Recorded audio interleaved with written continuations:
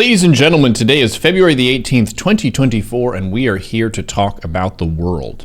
I'm going to be playing some StarCraft II Legacy of the Void Zerg and talking with a gentleman known by codename Agent Smith about current events, foreign policy, economics, world history, and more. Bear in mind, this is a living, breathing conversation, so if we mess anything up, please correct us in the chat or in the comments. Thank you. We continue with the world discussion with Agent Smith. Smith. Hello. Good evening. How are you doing, my lord? Doing all right. I'm doing pretty good myself. A little bit tired, but so it goes. Went to a dubstep concert last night. Really? Yeah. Didn't know he was still around. Yeah. It is. There are some dubstep specialists even to this day. Well, how was it? It was a mixed bag. The floor was very sticky, so that was one obstacle. We were discussing in the chat the different kinds of beverages that make it as sticky as it is. And I think some of that is because a lot of alcohol breaks down into sugar, and then also alcohol with sugar in it is like a double sugar mess, and sugar is sticky. So if they spill either beer or any sugary alcohol on the floor, it will be sticky for anyone who is standing around. Gotcha. Yeah. But aside from that, the music was interesting. Pretty cool. It's not exactly the stuff that I listen to all the time, but it's adjacent enough to it that sometimes they'll play songs of artists that I listen to. Okay. Well, sounds like fun. Yeah, it was a good time. We were up until like 2 a.m., so a little bit later being out. I've been earlier adjusted with my sleep schedule since moving to LA, getting up closer to like 8:30 to 9:30 instead of 1 p.m. like what I was doing before. Yeah. But it's been a pretty good week for me so far. Had lots of adventures and so on. We had our very last WoW raid last week. I told you about that.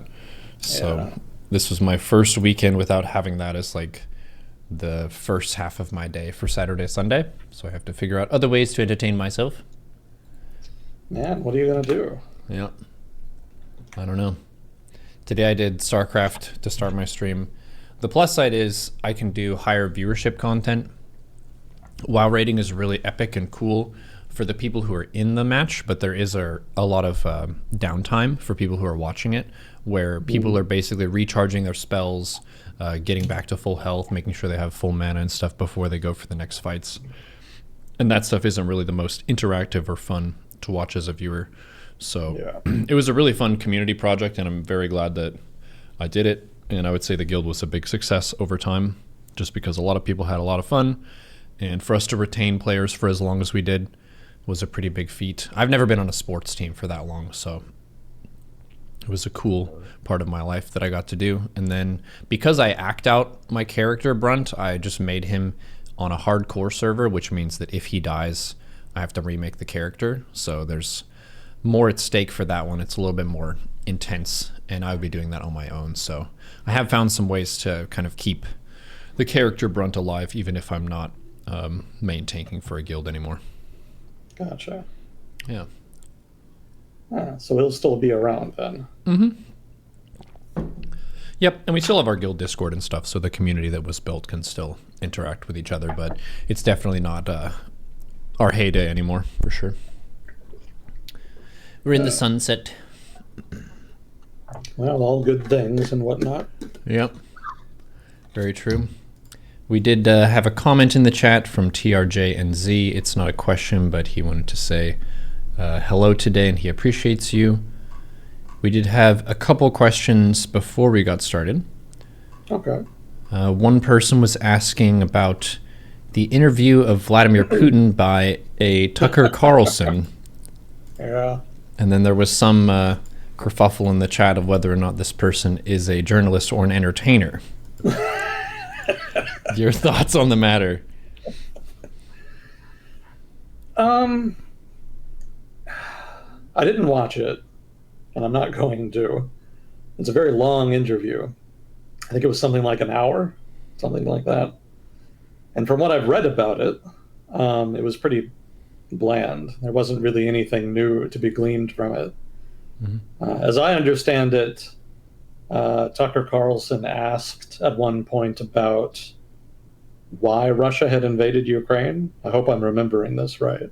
I believe that was the question, and Vladimir Putin responded by saying that he would briefly discuss some of the background for a few minutes and then proceeded to talk for about 40 minutes or so about the history of Russia going all the way back to around the year 1000 AD. So I don't think that anybody familiar with that history is going to learn anything new. I've read about it before, so I didn't find it all that illuminating. It seems like Putin's perspective on the question is that there are historical reasons for Russia to have an interest in Ukraine, its economic policy, and its foreign policy. And that seems to be sufficient for him, anyway, if not also Russian nationalists generally, to have some kind of veto over Ukraine's decision making. That's so funny because you could apply that logic to lots of other cases in history. Like Mexico starts getting a little bit frisky with Texas and is like, based on historical reasons, we should have Texas, which is valid. It's equally valid. Maybe they didn't have it for as long, but it's the same kind of logic of we had this territory in the past, therefore it makes sense for us to have this territory now. Look out, British Empire. Maybe they'll be like, hey, because we had this in the past. So yeah, more so entertainer than journalist from what I could tell. The stuff that I've seen of his broadcasting is more so trying to start fires rather than put them out. So can you hear me? Yes. Sorry, my connection dropped for a minute. Oh, it's okay. Yeah, it's been kind of a problem the past couple of days. So if I mysteriously disappear mid-sentence, that's probably why. Okay. We'll keep Still haven't figured out why that's happening. So that's a work in progress. Mm-hmm. So I didn't catch what you said, unfortunately. Oh, I was saying that from what I've seen of Mr. Carlson, he is more of an entertainer than a journalist. Oh, yeah. And I think there was a skit where there was it wasn't a skit actually. There was a TV show called Crossfire, and Tucker Carlson was one of the two hosts of this, and they used to both wear bow ties. And Jon Stewart was invited onto Crossfire, and they intended to roast this man. And he actually walked in and roasted them so hard that the show was actually canceled after that. Oh, yeah, I remember that. Yeah, he destroyed them on such a deep and fundamental level that, yeah, the show died. So that was an interesting thing. And also, Mr. Carlson never wore a bow tie again. So that was a very painful moment in his career, I guess. Well, I mean, the show was already kind of declining in terms of ratings anyway, so it was kind of on its last legs. Yeah. And I don't know that it was ever like a major ratings draw anyway for CNN. But yeah, that was kind of the death knell for them. Yeah, I mean, that's actually what I remember him from. Like, for me, I grew up with him as the guy with the bow tie on Crossfire. Because he always used to wear a red bow tie back in the day. That was sort of his thing. Nobody else did. He was the only one. So it kind of made him stand out. So he was like the right-wing bow tie guy for the longest time for me. And I kind of still think of him like that in the back of my head. It's kind of weird to see him kind of advance to where he's gotten. You know, just the idea that he's sort of this voice and face of the dissident right. It's kind of jarring because I don't remember him as being like especially angry or populist in outlook. Like he seemed more like just generic ideological conservative, you know, of the variety that was very common at the time. It still is to a degree. So it kind of makes me wonder how genuine this ostensible change in his political beliefs has been over the past couple years. You know, I really wonder whether or not it's driven more by commercial interest, because he is kind of on a well-trodden path, or at least he had been before, you know, Fox let him go. You know, it's if you look at the past couple decades, there is a well-trodden path where you can become relatively wealthy, becoming sort of the angry voice of a given perspective or ideology. And there's a number of people on both right and left who have done that. Fox News was particularly notable for hosting some of the most prominent ones. Maybe Glenn Beck is a notable one that comes to mind. Yeah, Glenn Beck, Bill O'Reilly. Yeah, and Rush Limbaugh on the radio, another example. So, these are guys that made a living kind of just being the angry voice. And I'm sure there's left-wing equivalents that people can think of. There was, I haven't... Who's the guy that's still going on now? He's like very contrarian, left-leaning guy, white hair. Noam Chomsky? No. No. He's more of a TV head than an intellectual. There's the guy on the Young Turks. He's been going a long time. But then there was another guy who was popular back in my day, back in like 2005, and I don't remember his name. He was like a former sportscaster, and he got known for ranting about George W. Bush and the war on terror, and he eventually got a speaking spot on some pundit news segment somewhere. Yeah, the name escapes me. It's been too long. He's been out of the game, but yeah, there's lots of examples of this variety. Bill Maher, yes, that's it. That's what I was thinking of. Bill Maher, there you go. Yeah, an aggressive left-leaning person. Yeah, because we're thinking about not just someone who delivers stuff that is like political in nature, but someone who does so angrily in a way that inflames people's emotions rather than calms them down. Because that's one of the things that you really think about if you're paying attention to not just the information in the news, but how it's described to you. Some people describe stuff with a lot of aggression and a lot of anger in a way that basically activates the viewer, makes it feel like it's very urgent that they watch that news rather than like, oh, this shit happened. It's like, this shit happened and you should also be freaking out about it. The guy I was thinking of was Keith Olbermann. Oh yeah, Chad mentioned this person as well. I just looked him up.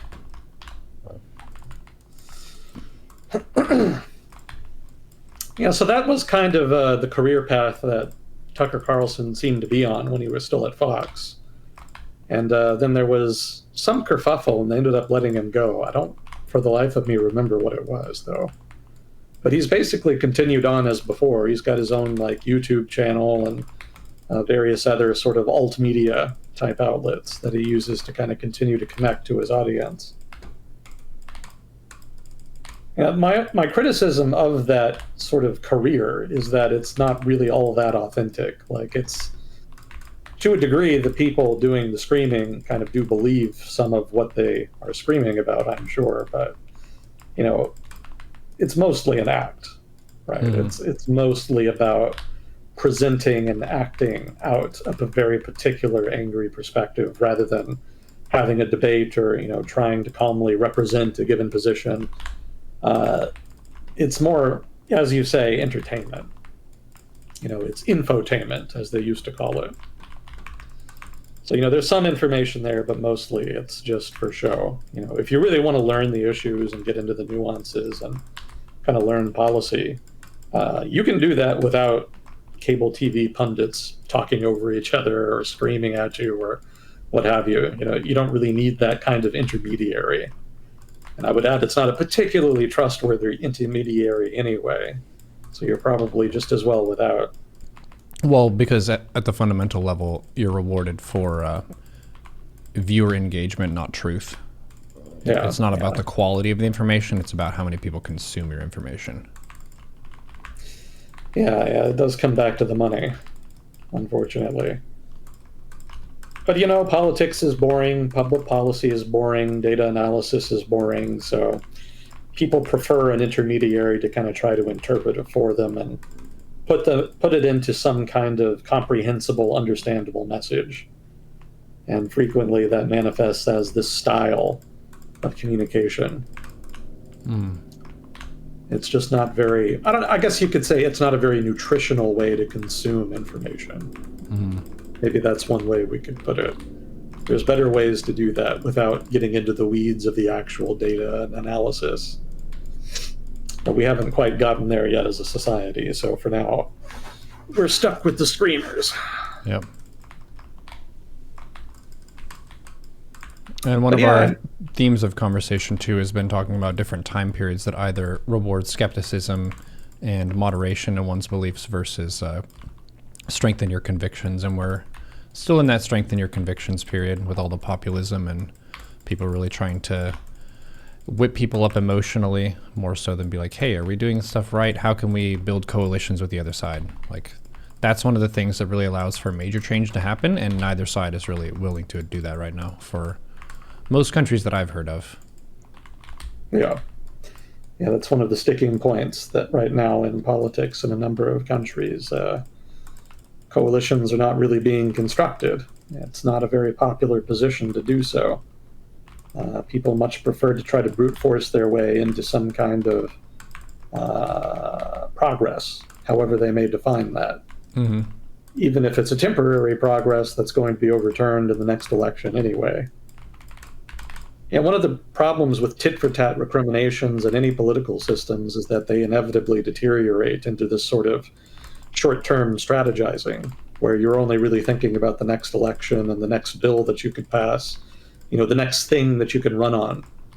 But there's very little of substance that's being established. That approach does not inculcate a culture, a political culture that lends itself to the construction of long-term solutions or programs that address established problems. It's more just about what's your next quick fix. What's your next thing that you're going to run on? What's the next issue? What's the next soundbite? This sort of short-term politics is unsurprisingly becoming very toxic. Because it just doesn't build anything. There's no reason to. Like, if you think you can win just by using buzzwords and sound bites, what incentive is there to actually try to run on substantive legislation? Yeah. Because if you try to run on substantive legislation, then you have to achieve something. You have to pass something, and that invariably means compromise. But we've gotten away from that for a number of reasons. The decline of media, for one. The media itself has become very short-termist and very sensationalist over time. But then the politicians, too, have also become, I would argue, just more crass, more ambitious, and more about their own personal achievement rather than treating the job as the privilege that it is, like a short-term granting of authority by the public, the short-term entrusting of authority by the public to somebody to deal with public problems. The idea of service and being a responsible civil servant has kind of withered somewhat, especially in the minds of elected politicians. And it's also important to keep in mind that voters themselves are culpable. That's probably the most responsible group, because people, for a variety of other reasons, have become radicalized over time, be it by economic conditions, sensationalist media, or perhaps just a variety of demographic changes. I mean, we've seen declines in things like family units and things like communal spaces, public spaces. There's a number of ills in society that could be said to lend themselves to the kinds of radicalization and social deterioration that we've seen. And that is partly responsible for the changes in politics over the past few decades. Those sorts of social maladies manifest as more radical, intransigent politics. So none of that stuff is easy to fix. So it's not something that's going to be done in the short term. We're probably stuck with the equilibrium we're at for the foreseeable future. But if we do want to change, it would certainly behoove us to start changing sooner rather than later, because the sooner we start, the sooner we can finish. Even if it is going to be a long transition. And, the specific things you would have to do would be to, one, rebuild civil society. The United States still has pretty strong civil society, but the culture of civil society that underpins it has been weakening. People have less and less trust in institutions and have less and less interest in participating in public affairs in general, as well as institutions generally. So trying to rebuild sort of that public-mindedness and public spirit is going to be important, because that is needed in order to hold politicians, leaders, and institutions accountable. People need to be stakeholders, not servants, right? You're not a subject of the state. You are a citizen of the state. And as much power as the state has over you, you do have responsibility to try to make it work for you and to keep it honest, however difficult that may be. And by extension, politicians need to be more responsible and, again, need to be public-minded and need to keep in mind that they're employees of the public and not the other way around. They're not being voted into office so that they can make a name for themselves. They're being voted in to try to make a substantive, real effort to address substantive issues. And probably there's a great deal of space for actual institutional changes. I'm sure there's any number of reforms that could be implemented that would make the system as a whole more legitimate and more popular. I mean, certainly ranked choice voting is popular in chat and on the internet. I don't know how popular it would be with the wider population. But that's the kind of stuff we need to be thinking about. Because even if it doesn't actually change anything, that's certainly the case with me. I don't think ranked choice voting would actually change much. But in so much as people want it and in so much as implementing it would make the government more legitimate, it's still worth doing, even if it doesn't really change anything of substance. So, that's more the direction we need to be going in, and less so ranting about secret pedophile networks or, whatever the fuck is happening on the internet this week.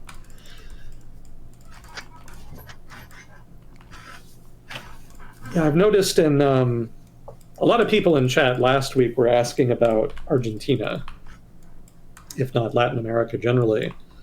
And, watching Argentine politics is interesting for me. And I've actually told Dagnit this in one of our emails. Watching Argentine politics is really interesting for me because it reminds me of what politics in the United States used to be like. Because the politics in Argentina are very much the politics of the state and redistribution versus individualism and free markets. Like there's other stuff, in the politics in Argentina for sure, but like the mainstay of the politics and political debate there seems to still be centered around, just what the role of the state should be and what the role of free market should be. And that's what it was in the US for a very long time. To a degree, it still is, but it doesn't really seem to come up nearly as much.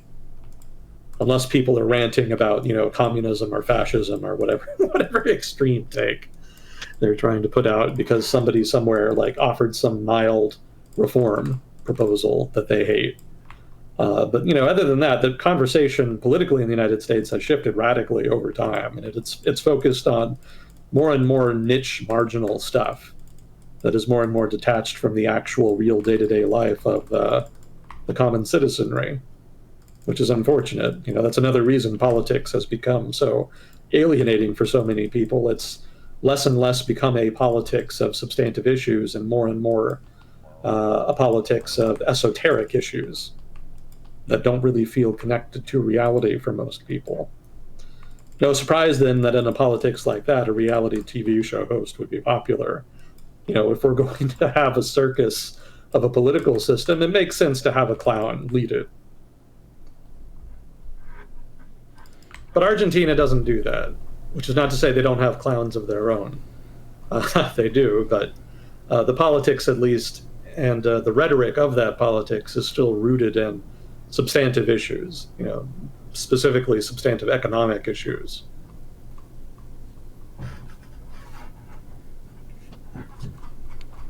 Anyway, that's a long tangent from the Tucker Carlson interview in question.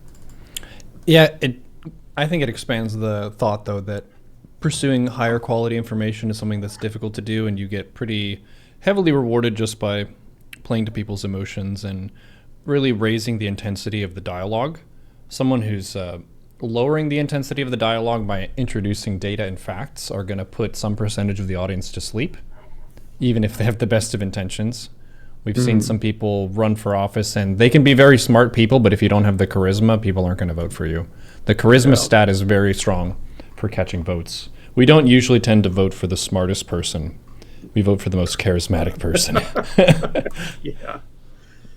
Yeah, unfortunately so. But so it goes. Mm-hmm. Yeah, going back to the Putin interview, there was a tweet on Twitter from a former president of Mongolia making fun of Putin and Tucker Carlson because Putin had given this long-winded answer about why the war in Ukraine was being fought that referenced a millennia or so of Russian history. And so the former president of Mongolia posted a map that showed the full extent of the Mongol Empire back in the day. And then posted, "Don't worry, we're a peaceful people." That's so funny. What a comeback. So that was pretty good. And then Nice quote. out of nowhere, Macedonia. With the ancient callback to Alexander the Great, they're like, hey, what about ours? So silly. Historical claims. Yep. As serious as we're willing to fight to make them. Yep. I think you've mentioned a few different territories, especially like random islands in the Pacific where multiple countries claim them, but neither one inhabits them. So it's kind of just a verbal thing. Yep, that's our island. No, it's our island. Well, I'm not going to fight you for it, but it's mine.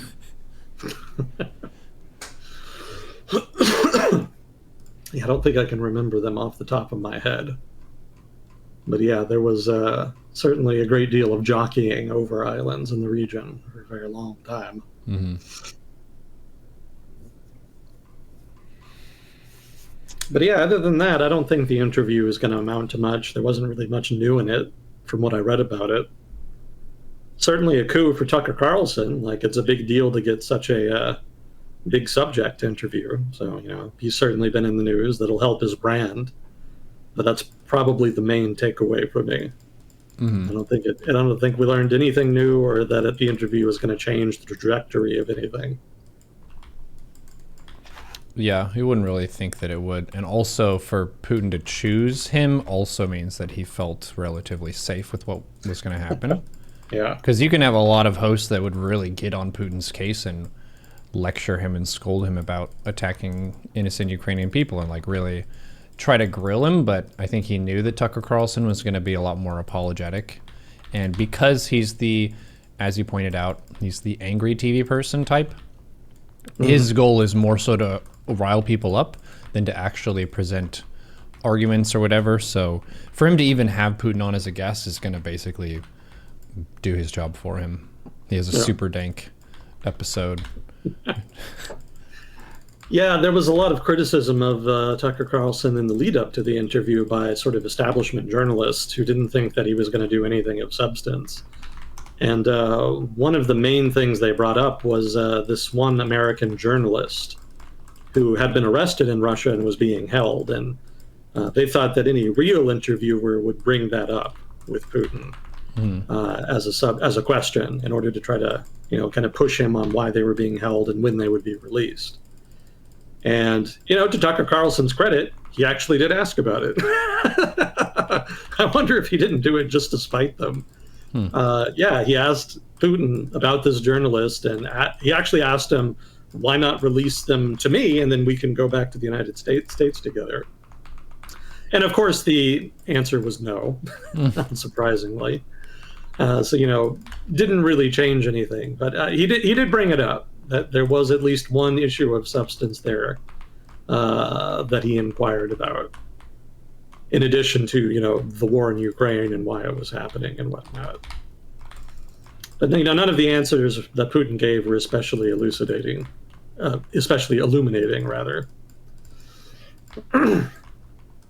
Yeah, so, most presidents as well, though, not specifically Putin, will prefer to kind of do their normal propaganda pieces rather than to actually reveal new information in an interview in this format.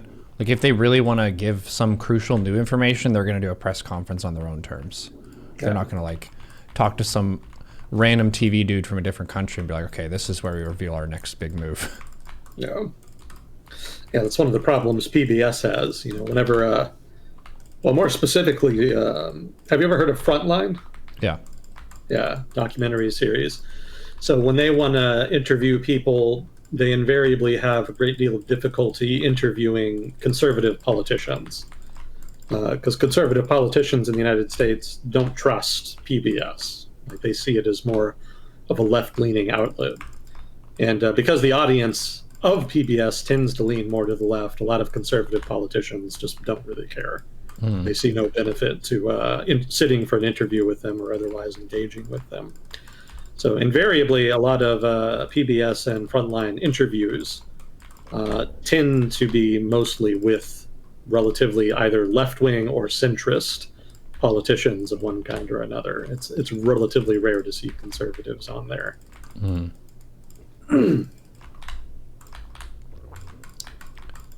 Are you saying that every news source has a bias and people should be careful? Yes. Whoa. Okay. That's good advice. The internet is really slippery nowadays, especially with targeted stuff that it serves you, because it basically looks at how you browse their site.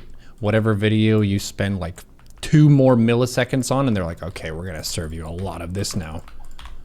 And yeah, I think that kind of naturally causes a lot of people's political leanings to snowball to be more aggressive, because it's going to basically test, will you watch this angry news thing longer than the dry and calmly stated news thing? Because if so, then we're going to give you a lot of angry news and you're going to be pissed and love it.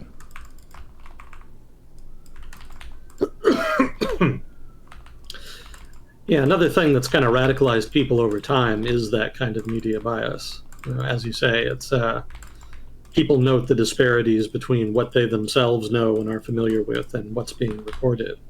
I have family that fought in Vietnam, and they were like crazy prejudiced against the media, especially establishment media, because they saw them as biased against the war, and they blamed the media for losing the war because they thought the media was responsible for undermining public confidence in the prosecution of the war.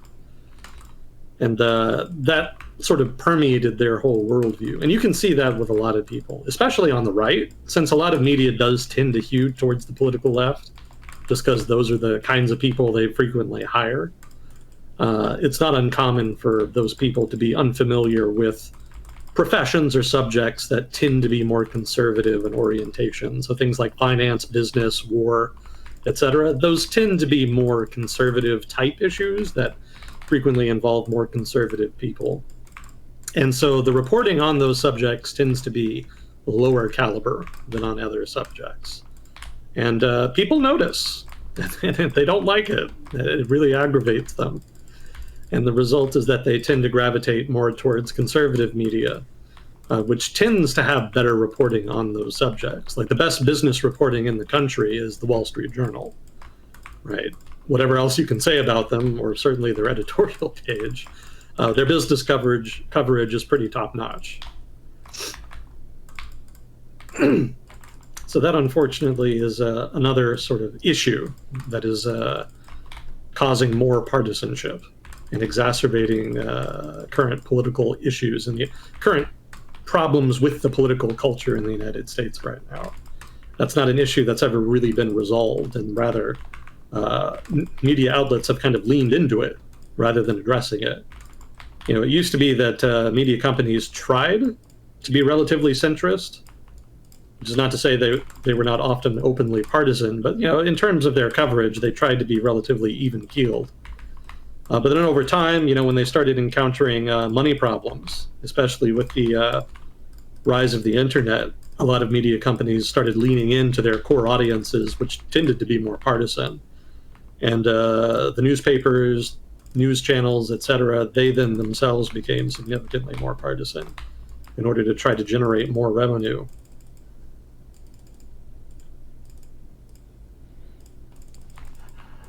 Yep, you have to pay the bills. That's one of the differences between making content that you feel like is the best for improving the world and making it a better place, and then there's the making content that gets you clicks and money, which allows you to then do more ambitious and a wider range of potential projects.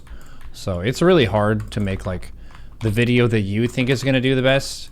One silly thing about me as a streamer is I've been making content that's aimed to help gamers with their mindset and their tilt management and their respect for other people and all these very lofty goals that I've talked about a lot on stream. And then my highest viewership YouTube video is me sneezing and falling out of my chair. That's the internet. That's the internet. It's not any one person's fault. It's just what the internet chooses. Yeah, that's very true. That's emblematic of the culture. Mm-hmm. I don't know how to fix that. It's okay. It doesn't necessarily need fixing. I just need to fall out of my chair in the educational videos too. Get some slapstick in there. There you go. Comedy Central is a fun way to browse news. Stephen Colbert, Jon Stewart, stuff like that. Even people who like Fox News and stuff, like whenever they make jokes and stuff. If you make it fun, then people are more likely to stick around, and then you can squish in either legitimate learning for them or serve them intense propaganda that's going to force them to vote for who you want them to vote for. Yep. I did my first in a new series of mindset classes on Friday this past week, and the topic was on the evolution of the human brain and how it's increased in volume from about 450 cubic centimeters for our ape ancestors about 8 million years ago to now an adult's brain can be neighborhood of 2,000 cubic centimeters, so much larger, basically like 5 times the size of brains back then. So relatively speaking, we invest a lot more of our calories and just the mass of our bodies toward our brains. So I tried to think about, okay, what are we using those brains for? And a thing that a lot of modern people are not aware of is the brain wasn't really evolved and adapted to deal with modern life and TikTok and the internet and the algorithm and all these different mass media things that are basically new monsters that we don't really have mental equipment to detect.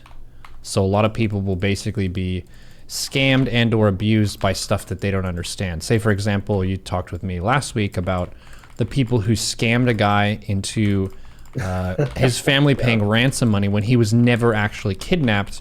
They just tricked his family into thinking that he was kidnapped because they convinced him to go camping.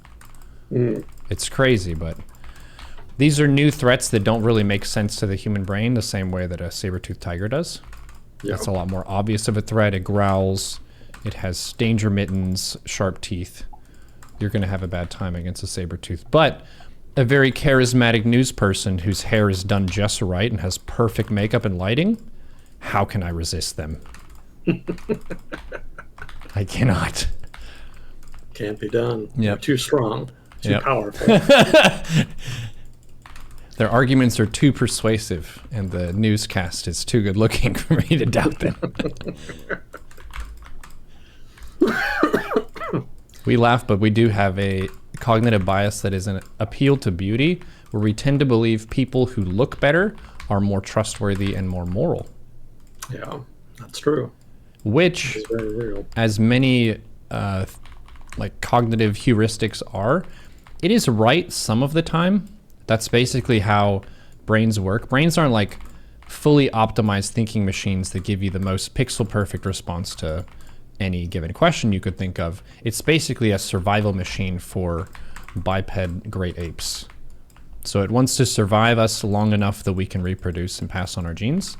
It's not meant to min-max and optimize every little decision and thing. So there are obvious places where we're going to take a shortcut answer that's going to lead us astray. And that can be one of them. But you can make the assumption a lot of the time that, hey, this person has bathed somewhat. That means that they take some time for care for themselves. And they also don't smell as bad to me. Therefore, I will trust them more than someone who smells really bad and rancid. Because I feel like that person might not have it as much together, and or I don't know what caused them to be in that situation. So we have a lot of these mechanisms of distrust. Another one is xenophobia, being afraid of people in the out group. That serves you well from infiltration. Like, if there are legit spies in your nation from the neighboring nation, you do want to be able to figure out who these people are. So if there's someone who's new, to be suspicious of a new person is very natural and normal, but it's oftentimes evil and hateful if it's like supercharged where people are perceiving their ethnicity as better than another ethnicity. Like, that's tribalism taken to the extreme, where it's working against us rather than for our survival.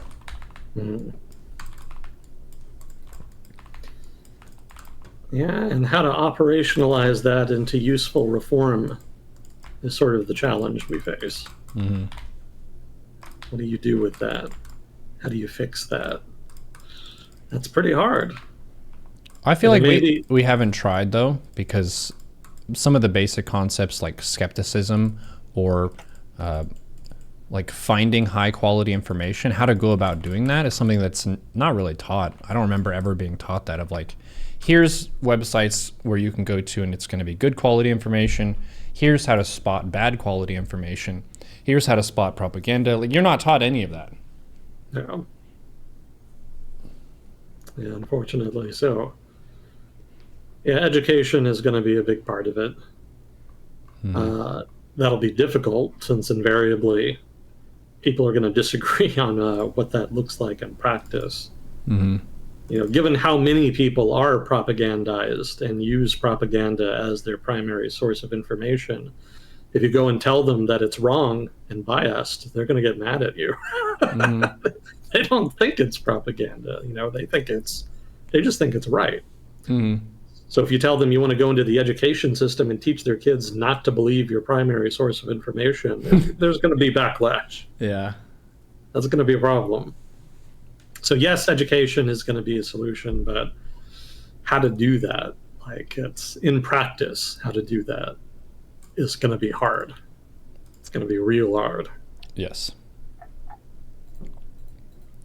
So, maybe the solution is just lying to people.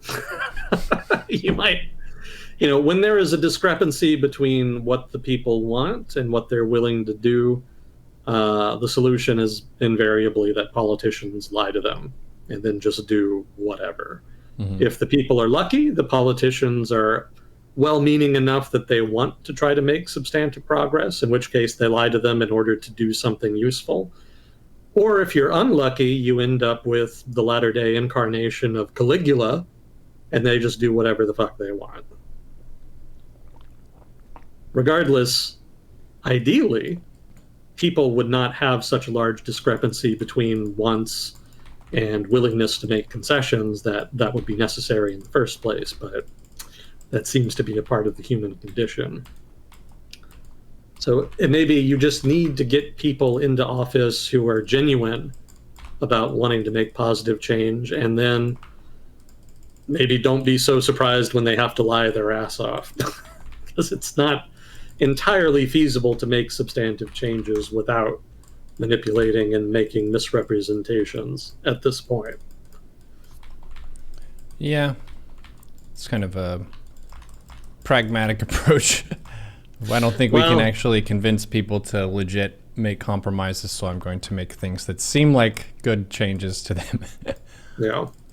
Tell them what they want and or need to hear in order to get them where they actually want to go.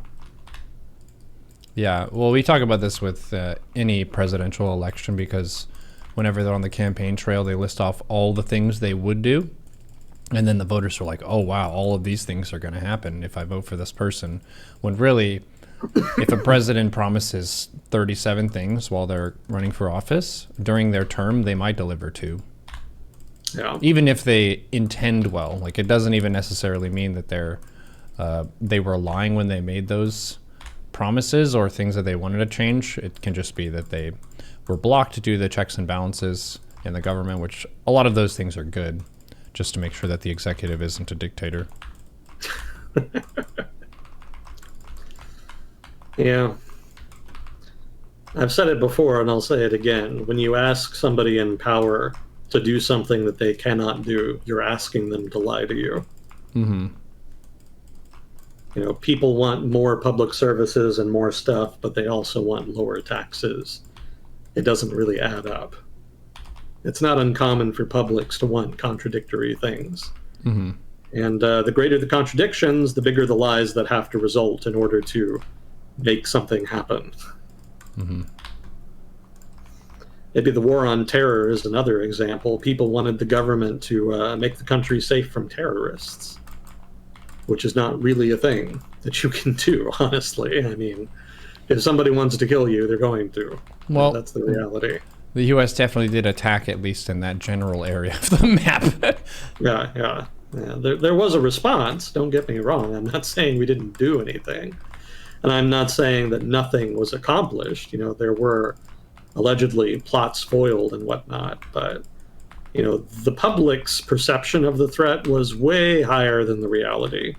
It was blown way out of proportion. Well, the thing that people didn't know was you have the Twin Towers go down, and it's like, can they just spam do this to us now? Like, what is the actual sustained threat over time? Because that was a very memorable moment for everyone in the U.S. who witnessed that. Like, that was us being attacked on our own soil for the first time that most people can remember. Yeah.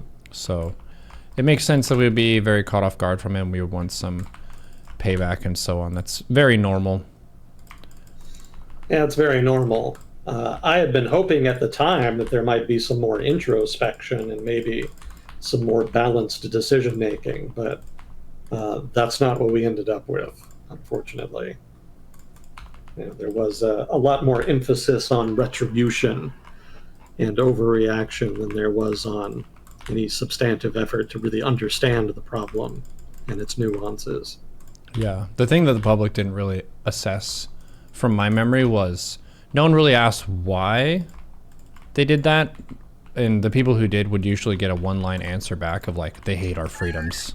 They hate our freedoms.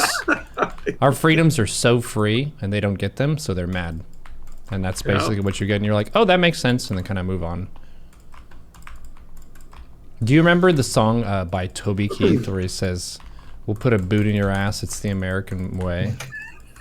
Hey, Uncle Sam put your name at the top of his list, and the Statue of Liberty started shaking her fist.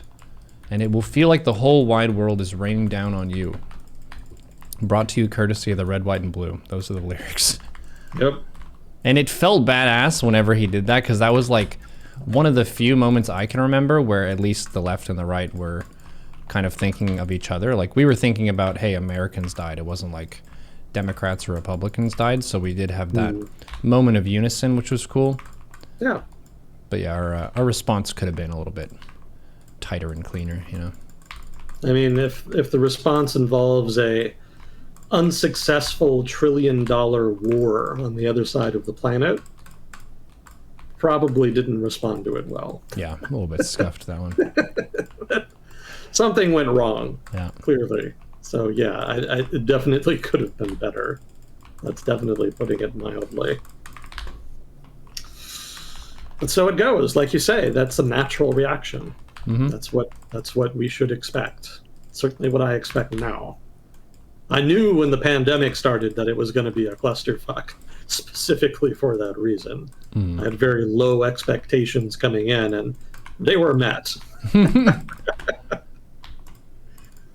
I didn't think it was going to be as politicized as it was. Innocently, I thought that it was going to be a private medical decision that every person would have to make for themselves and then quietly carry forward, but it became an identity shaping thing. A lot of people lost their best friends because of how people treated each other through that, which is really weird because we didn't really get tested in that way before.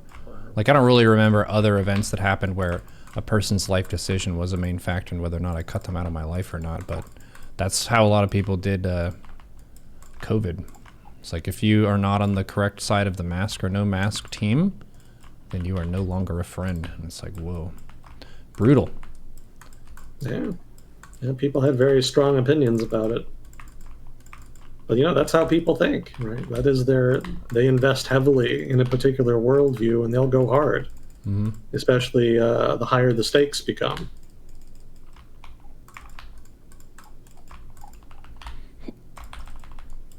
Oh, we did have another question about, I think, a plane that went down in some oblast, and there was Russia saying that it wasn't them, and Ukraine didn't comment yet, and there were POWs on it or something. So here's what happened. There was a passenger jet that was shot down over Ukrainian airspace. Well, no, actually, it was in Belgorod. Okay, so it was over Russia. It was in Russian airspace. Yeah, Belgorod Oblast, and I'm sorry if I'm getting the pronunciation wrong. And the debate was not about whether or not Ukraine shot it down. They definitely did. Both sides agreed on that. The question is what was on the plane, because the Ukrainians said that it was a military aircraft carrying military supplies. And the Russians said that it was actually carrying POWs that were supposed to be exchanged as part of the POW exchange that had been agreed with the Ukrainian government. And there was some disagreement on that count. And then later on, it kind of came out over the subsequent week or so that it probably was a plane full of Ukrainian POWs. So most likely it was a plane full of POWs, Ukrainian POWs, that were shot down by Ukraine. And the question then became, what happened? So why did they do that? There had been a POW exchange agreed, and there were Russian POWs waiting to be exchanged as part of that deal. So the most likely explanation seems to be one of two things happened. One, either the Russians failed to notify the Ukrainians that the aircraft was, well, to notify the Ukrainians of the flight path of the relevant aircraft, so they would know it was not a military aircraft, but what was rather the transport being used to carry their POWs to the exchange point. Either that happened, or somebody failed on the Ukrainian side to inform the necessary units of that information, which resulted in air defense units shooting down the aircraft on the assumption that it was a legitimate target, or, well, a relevant military target, let's say. So which of those two explanations is correct? I don't know. I haven't seen an answer one way or the other. There probably won't be an answer one way or the other. I don't think anybody who is responsible, be they on the Ukrainian side or the Russian side, is going to be entirely open about that, for obvious reasons. Regardless, it was a tragedy. It was the deaths of something like dozens, at least, Ukrainian POWs who had been set to go home. Why would Ukraine shoot down something of Ukrainian POWs going home? They didn't know what it was? I gotcha. They just saw on the radar that there was a Russian aircraft flying close to the border. And that's, for them, a legitimate target. I see. They're going to shoot that down on the assumption that it is involved somehow with the invasion of Ukraine. Again, the normal procedure to prevent that from happening is to notify the counterparty of the flight path of the aircraft so that everybody knows what the aircraft is, where it's going, etc. Mm-hmm. And somewhere along the line, on one side or the other, that process failed somehow. Mm-hmm. And of course, both governments accuse the other of being, the responsible party. But like I said, good luck, divining the truth of that. Mm-hmm. So yeah, it's a tragedy, but I don't think we're going to learn the truth about it, and I don't think, regardless, that it's going to really matter to the trajectory of the conflict or to the legitimacy of one or the other government. In war, shit happens, generally dramatically. It's not that uncommon. It sucks, but it is just part of the reality of war that you're going to have accidents like this. Mm.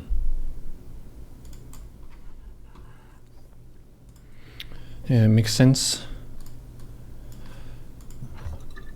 Well, I was talking with someone about North Korea, and they were saying that it's possible that it's the daughter of Kim Jong-un is going to maybe take up the mantle. Did we talk about this last week or no? We did. We did, okay. Yeah, so maybe changes with that, maybe not. Kim Ju-a, yeah. How old is she? Oh God, she looks like him. Forgot about that. Yeah, she's got sort of like this big round face, like her father. Oh, she's younger than I thought. She's 10 to 12 years old. Wow. I got to start him early, Neuro. If you want him to be dictator of one of the most oppressive regimes on the planet, you got to start him early. Yeah. You have to also make them believe the bullshit too, I think. Not really. You are the bullshit when you're on the top of that pyramid. You don't have to believe it one way or the other. You just have to tell her that if you fuck this up, they're going to kill you. That should be enough. Mm-hmm. Yeah, being supreme leader of an authoritarian government is a balancing act. You might think that it's all just fun and rainbows and doing whatever you want. That's actually not the case. It's actually quite precarious because part of being in an oppressive dictatorship is yourself not knowing what's really going on. It's not just the people who are cut out of the realities of the country's politics. Having an opaque political system often means that the workings of that political system are as opaque to the people working within it as they are to people working outside of it. And the result is paranoia. You constantly have to be on your toes. You constantly have to be doing things to maintain oversight over the people who work for you and to hedge your bets, to constantly ensure that you are protected to some degree by anybody and everybody in your government, because anybody and everybody is a potential threat.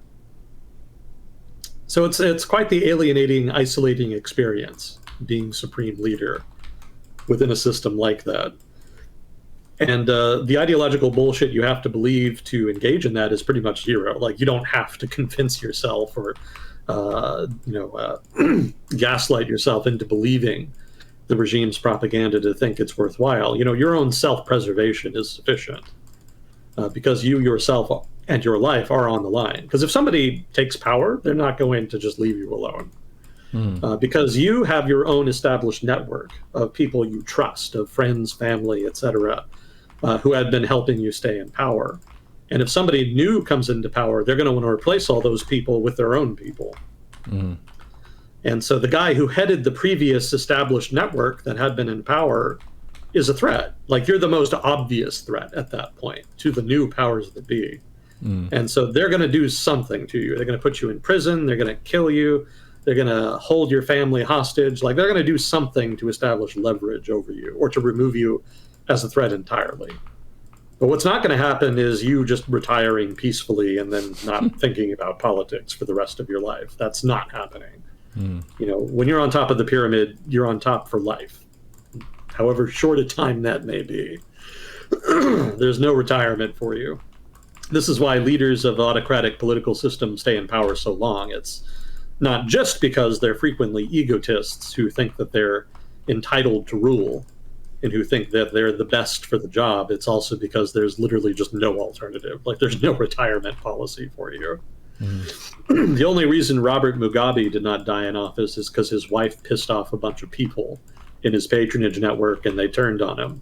They kicked him out, which was pretty hilarious. Because they didn't want to kill him. He was still relatively popular, especially amongst the most nationalist people in Zimbabwe. But they did want him out of the picture, so they basically just forced him to retire. That was actually how they announced it. Like, he's retired now. It's fine. He's just going to stay at home and he'll be a public figure. Meanwhile, he's screaming and wailing in the background that he had been kicked out of power, that it was a coup, and they needed to let him back in. And they just sort of ignored him. They were just like, yeah, he's retired now. It's fine.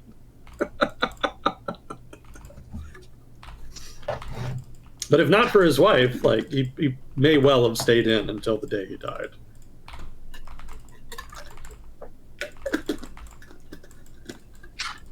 So that's what Kim Jong-un's daughter has to look forward to. A lifetime of fear, paranoia, and constantly being on guard. Sounds exciting. Yeah, but it is. It actually is pretty exciting. It's not exciting in a fun way, but yeah, I don't doubt that there's always something to do when you're in that position.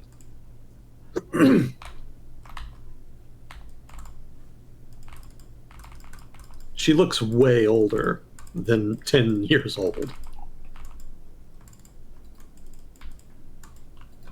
If you do a Google image search for Kim Jong-un daughter, you can see her, and she looks much older. Wonder why. Meanwhile, his sister looks like female Skeletor. What a weird family. Yeah, it's an unusual family. I don't really have that many family friends who are dictators. But I've heard it happens. Yet. You don't have any True, yet. true. There's always a chance. In future, this may be possible.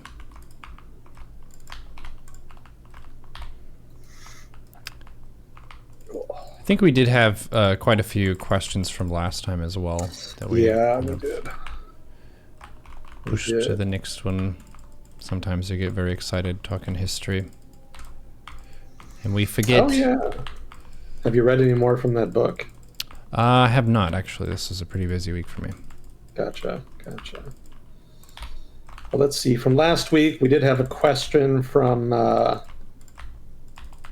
Chalex. I have no idea how to pronounce like 90% of these names. It's okay. Just do your best effort, and it's probably close enough. I want to know Mr. Smith's opinion of Argentina's new government. Yeah, a lot of people were asking about that last time.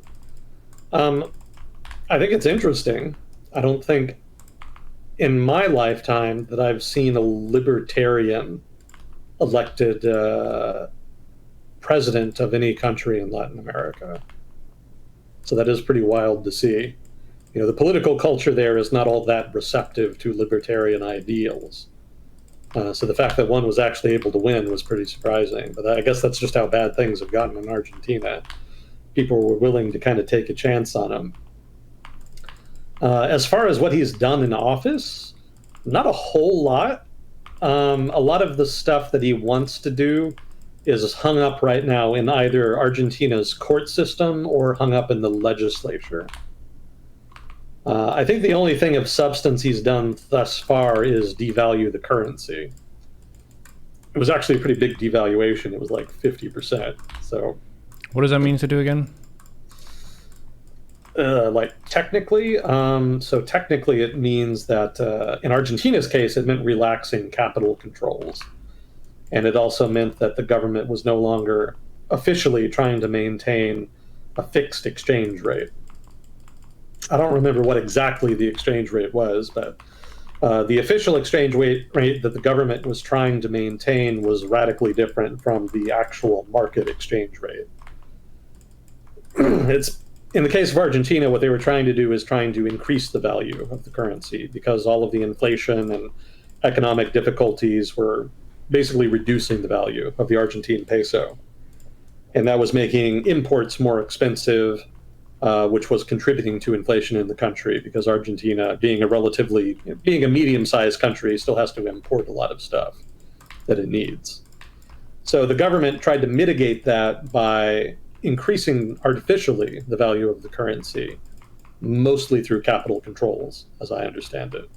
And capital controls are just regulations about how much money that you can move out of the country. So, if you have Argentine pesos in Argentina, and you want to take them out of the country by exchanging them for another currency and then investing in another country, that actually devalues the currency, or it puts deflationary. What's the word I want? It puts downward pressure on the value of the currency. There we go. So the government restricted that in order to try to prevent that, to try to artificially boost the value.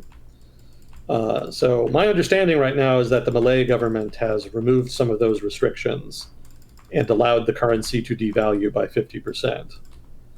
Markets were pretty eager participants because, on the black market and on the formal market outside of Argentina, the actual exchange rate was already, much, much different. And so trading at closer to the actual exchange rate was pretty popular with them. And so the exchange rate changed pretty quickly at that point. So that's what devaluation means. In Argentina's case, it means allowing the currency to fall in value without trying to counter it using policy measures. Gotcha.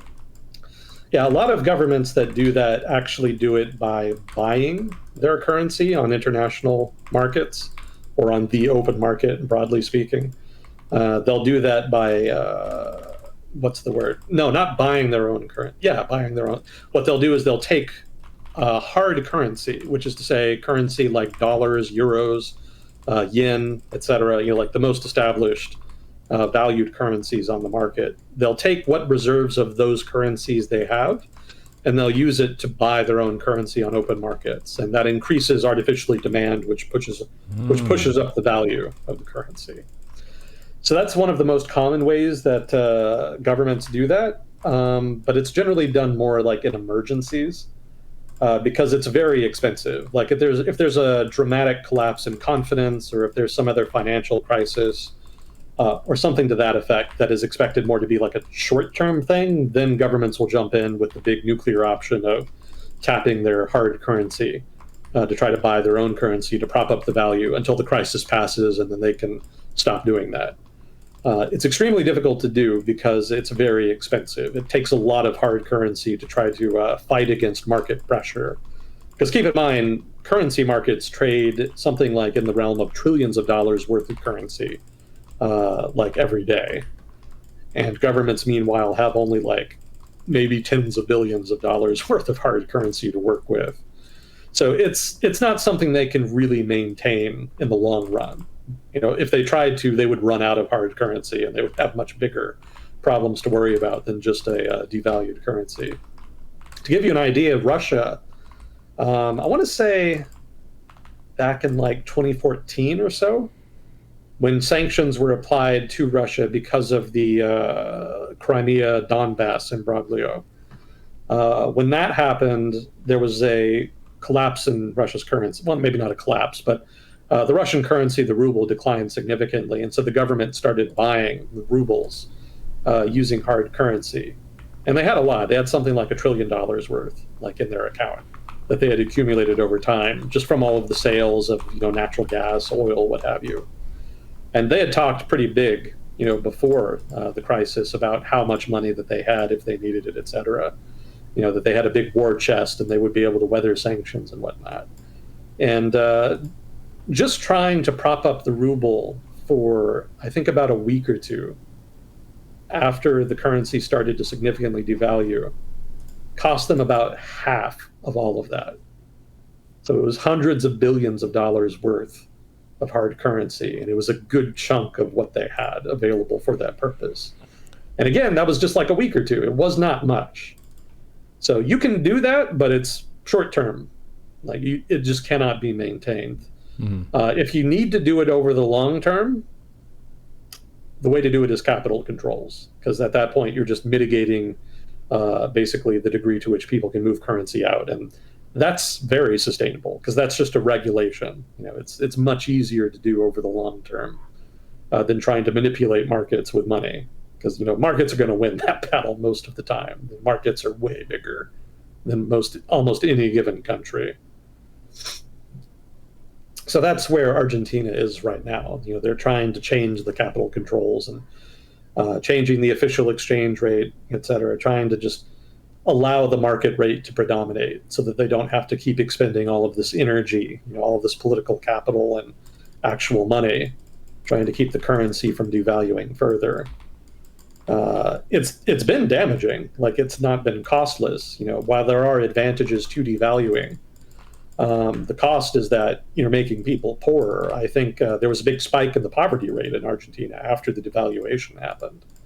And it's actually higher now than it was under the previous government. Inflation also has gotten worse because, again, Argentina imports a lot of stuff. And so when the currency devalues, all of that stuff becomes more expensive. And Argentina already had a problem with, massive inflation. I think it's what is it now, 200%? It's very high.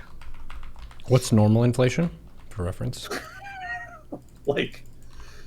Well, the Federal Reserve's target rate of inflation, this is annual inflation, mind you, is 2%. Oh, and they have 200. Yeah. Yeah, that's some orders of magnitude difference. Gotcha. Yeah. It's a problem. That it's like you go to Chipotle to go buy a burrito, and it's like, all right, this burrito is going to be $450. You're like, what? Or no, $4,000. Because it's 2 orders of magnitude up. Jeez. Yeah, it creates a lot of pressure on people because your wages do not keep up with that. Wage increases are almost invariably sticky, meaning that they don't change readily. Yeah, unless you get a specific raise for some reason. Yeah. Yeah, what happens is that people start planning, that is to say, employers start planning their wage increases for their workers based off of inflation. So if you have, say, 200% inflation, what people will start doing is that they'll start planning to increase wages by roughly that amount every year. And that's actually really bad because that in turn creates more demand, which pushes more inflation. So this is sort of the no, this not sort of, this is the wage inflation reciprocating spiral that economists worry about happening in every country. Like inflation is bad enough of its own accord, but when wages start matching it, then there can be a sort of tit for tat between them, where wage increases beget further price increases, which beget further wage increases, and then it just spins out of control eventually. So economists are extremely wary about that, and it's one of the reasons that central banks tend to be very, very conservative in how they deal with inflation. Like they try to avoid it as much as possible historically, especially over the past few decades when it's become much more of a priority. So yeah, devaluation, that's the big thing that Milei has done thus far. It's made the country objectively poorer, but he makes the point that it's necessary because the government just can't maintain the fiction that a higher exchange rate is either desirable or even achievable at this point. It was just costing too much and was too difficult. Much easier to just let the market rate predominate and allow the economy to adjust to that. We'll see if it works. The devaluation was like December 23. That is to say, December of 2023. And the currency is still falling, actually. I was reading that not too long ago. The devaluation has not resulted in a market exchange rate being reached. It's actually the currency the currency is still overvalued, in other words. And so from what I was reading, it's looking like there's probably going to be another devaluation. And it's probably going to happen February, early March or so. Because I was reading that if they don't, then there's going to be issues with agriculture, because agricultural producers are worried about whether or not there's going to be devaluation, worried about inflation, et cetera. So they would prefer that it be done before their big harvest, which is in like late February, early March or so. So the government will probably do it around then, most likely. But all the other stuff he's doing hasn't really actually been implemented yet. So stuff like wanting to reduce government costs by reducing government spending, that hasn't happened yet. That's going to require legislative action. And right now, he doesn't have the votes to really make that happen. You know, they wanted to, well, I guess I do have the notes. I could just consult them here since we're talking about it. So he wants to privatize state companies, of which Argentina has quite a few. Generally, things like utilities, like power companies and transportation companies, what have you. He wants to privatize those. He wants to cancel a number of other public projects, you know, just sort of infrastructure projects and other things like that. He wants to cut subsidies. So these are things like fuel subsidies and transport subsidies. Transport subsidies are like subsidies to make the prices for train tickets, bus tickets, what have you, cheaper. I think we've talked before about how one of the most surefire ways to instigate mass protests against a government is for that government to cut fuel subsidies. Yeah. It happens like clockwork all the time. Like you'll read about a country cutting fuel subsidies, and then like a week later, mass protests. Like it almost happens every time. So Argentina seems to be on track to do that, but it hasn't actually happened yet. That is to say, the subsidies haven't actually been cut yet, so we haven't seen the same mass protests. We have seen some protests, and those have mostly been from unions. I think there's one particularly strong union in Argentina that's kind of been leading that. I don't have the name in front of me. But their issue had to do with certain labor reforms that Milei wants to implement. Let's see if I have those here. Yeah, so some of the things he wanted to do as far as labor regulations, he wanted to reduce the probation period for workers. The way unions sort of work is that, you know, if you start up at a union job, you don't immediately get to join the union. Generally, you don't necessarily get to immediately join the union. There may be a probation period where you're a non-union worker, during which time the employer can decide whether to keep you on. And then if you manage to stay on for long enough, then you get to officially join the union. So that used to be 3 months. in Argentina. That is to say, you would work at the job for 3 months and then you would be able to become an official union member. Milei has a change where he would increase that to 8 months, a significant change, which obviously the unions don't like. Also, it was relatively difficult to fire people. Employees who were dismissed would receive less in compensation payments. So it's pretty normal in a lot of countries, especially in Europe and to a lesser degree Latin America, where when you fire somebody, you're obligated to continue to pay their wage or salary for some specified period of time. It can be more or less depending on the country. And Milei wants to decrease the amount of compensation, basically the amount that you'll have to pay them to fire them. And that's meant to make labor markets more flexible so that, for one, it's easier to let people go when you need to downsize. But reforms like this are also designed to make it easier for people to hire. Because if it's hard to fire people, you're less likely to hire people in the first place. Because there's a risk there, right? You don't want to hire somebody and then find out that they contribute exactly fuck all, and then to be on the hook to pay them for like an additional month after you fire them. Like, that's all just money out of your pocket. From the employer perspective, it's much better to just be able to hire somebody, and then if they don't work out after like the first couple weeks, you can just let them go and it doesn't cost you anything. Like, that's the ideal. That's basically what we do in the United States. But unlike in the United States, that's very, very unpopular in most parts of the world, and they don't really allow that. So Milei wants to move them relatively more towards the American model, and unsurprisingly, the unions don't like that either. Also, he wants to shorten maternity leave. So that's another thing. Obviously, that helps the employers, since that means they get their workers back from maternity leave sooner. But of course, that's also going to be very unpopular. Yeah. Oh, I do have the name. Okay, so the union is called the General Confederation of Labor, CGT. That's English. I don't know what it is in Spanish. Obviously, that would be different.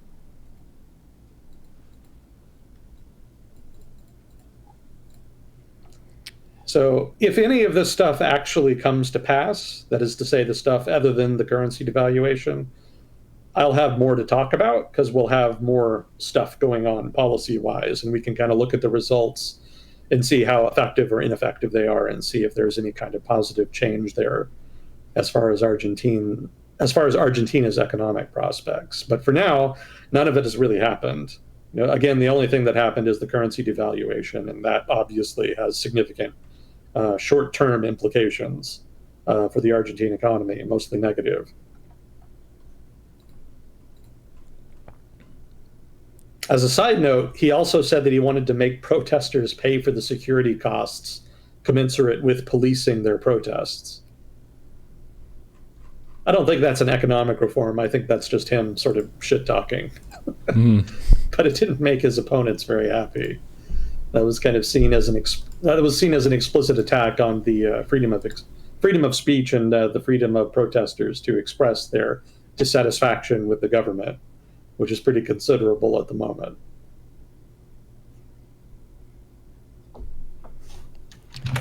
Funny enough, I know we haven't discussed police at all, but there's actually been a raging debate in the chat of whether or not having police is good or not for society for the past hour and 10 Really? minutes. Yeah, so... Are they time travelers from 2020? I'm not sure. Not sure. We've had this discussion a few times in various capacities of who ultimately is going to mete out justice and be that monopoly on violence in a local area. And people have stronger opinions than others on the topic, for sure. A lot of people, maybe they have someone in the police force, so they're going to want to kind of give them the benefit of the doubt. Maybe someone has family that has been hurt by police, then they're going to be very anti-police, that kind of thing. But as anyone who plays Civilization knows, if you have no defenses, then you get overrun by bandits. So you could say that police are a sort of chosen bandit in the sense of they are people who are professional bandits who are meant to serve the community and only attack people who deserve it. That's kind of the rough idea, right? But because you're posting human primates into these roles, they're going to make selfish choices some of the time. So inherently, you're going to have some problems with the police abusing that and just being normal bandits that are taking stuff for their own if they're corrupt and that kind of thing. But yeah, you can kind of just go back to the feudal era if you want to think about a time period where there was no police. If you look at Viking families just like massacring each other because they killed one of ours, so we need to kill theirs, kind of a thing.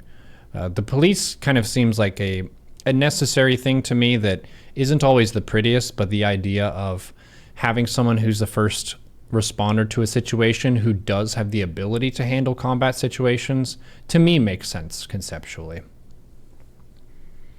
That makes sense. I would agree. That is a good summary. But you're free to share your opinions. The only thing that we have as a rule in this chat is you need to do so respectfully. And then another point of social awareness that I pointed out for someone a few days ago, I can't remember who it was exactly, probably better that I don't remember, but I noticed that over the course of about an hour, everything they said in the chat was very negative and almost to the point of being disgusting, of like talking about human atrocities.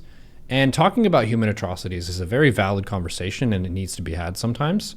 But when that's all you're saying for a period of time and there are other people involved in the conversation that are positive to neutral or maybe sometimes negative, I gave the analogy of it's like everyone is making a soup together, and whenever you pass around the bowl, you put in an ingredient. Maybe someone says, "Hey, hope you're having a good day." That's like a potato in the soup. That's great. That's good. Someone says, "Hey, hope you're keeping well and your health is good." That's like putting a carrot in the soup. If someone says, like, humans have massacred each other and tortured them for political beliefs or religious ideologies, that's a true statement, but that's kind of like putting a rotten boot with a bunch of bugs in it into the soup, right? Because then people are thinking about those nasty things. Again, valid, but also just be mindful of if you're the one who's sounding the alarms all the time, it's going to be harder to really connect with any given point because you're just going to seem like boy who cried wolf kind of thing. Just a bit of conversational awareness. What are you contributing to the conversation and what is the tone of your contribution? Yeah, communication is a skill. It's not something that you can just achieve by just banging on about one thing. You know, you do have to have a target audience and a strategy to reach them. Otherwise, you're just being self-indulgent, just listening to yourself talk.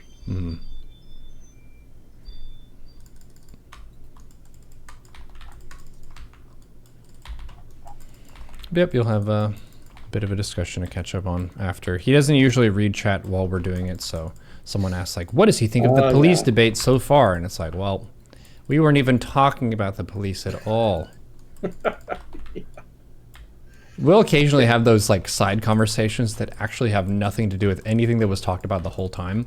We'll occasionally have a gun debate that occurs, and not a single time the whole day did we talk about guns or any firearm. It's just someone showed up and they're like, it's time for me to champion my cause. These people, they need to hear my piece.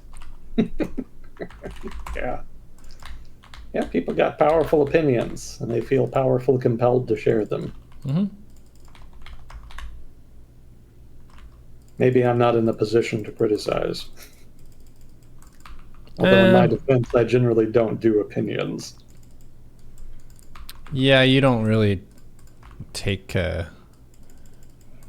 like really strong stances that other people get bristled by because you're not usually consuming the outrage media. Because the outrage media will basically train their viewers to inflame conversations and issues with other people to support the cause and fight the good fight and all that. So the stuff that they'll say ends up being really combative. And a thing that I've noticed is a lot of times it ends up boiling down to shit talking the other side's people and the bad stuff that those people did. Because if you get anyone, and this applies to both people who think Trump is cool and people who like Biden, if you say either of those names before someone who has been receiving a lot of this propaganda, they will get majorly upset and they will talk immediately about what the other person did and how they did a lot of bad stuff too. So it's very silly. Yeah. Well, I'll throw out the usual disclaimer since you reminded me. I'm not an expert in everything I talk about on here. So if I ever say anything wrong, stupid, or biased, please do correct me. If I'm wrong, I want to know more than anybody. So participation by chat is encouraged in that regard. I don't read chat while we do this, but like you say, but I will read it later. I do enjoy the feedback we get, even when it's detached from reality. Because then at least it's funny. Yeah. Yes, subjective answers to questions are some of the best because those are the ones that are most representative of the powers that be and the forces at work in a country's politics and society generally. Because politics is mostly subjective. It's not like people making the objective best policy decisions to do this, that, or the other thing. It's people trying to appeal to and meet the subjective desires of a voting public. And invariably, you're going to learn more about what the public wants and what it desires by asking them for their own subjective opinion than you will about their own scientific, objective assessment of what's happening. A lot of people aren't even really capable of doing that. Mm-hmm. So subjective answers are very useful, even if they are generally heavily biased and perhaps not entirely rooted in the real world. Yeah, well, that's one of the things that you can give people credit for is they might not hold a position that is true, but for them to hold the position and have it influence their decisions is still something that has a bearing on reality, so it's worth accounting for. Like, maybe I don't believe in the same cult as you, but if it's going to cause you to function following some certain framework, then I'll have to respect that, even if I don't actually think that the framework itself is well-founded. You now believe in it, and that now shapes society. Congratulations. Mm. I can respect it, even if it's a bit strange. Let's see. We did have a question from Fuzzy Cord last week. I've heard the attacks on trade vessels in the Red Sea are a consequence of the perceived weakening of U.S. resolve to involve itself in global affairs. Can we expect more of the same? Is the world more peaceful with an active hegemon than without? I don't think that the attacks in the Red Sea are because of a weakening of U.S. resolve. I think the reason for the attacks is rooted much more in the very particular circumstances of the Houthis and their conflict in Yemen. They stand to gain by, helping Iran, which is effectively what they're doing. And it does give them more leverage in their peace talks with the Hadi government that they're fighting, as well as with their Saudi backers. So there's strategic rationale to what they're doing above and beyond, the U.S. retaliation, which was inevitable. Maybe you could argue that if the U.S.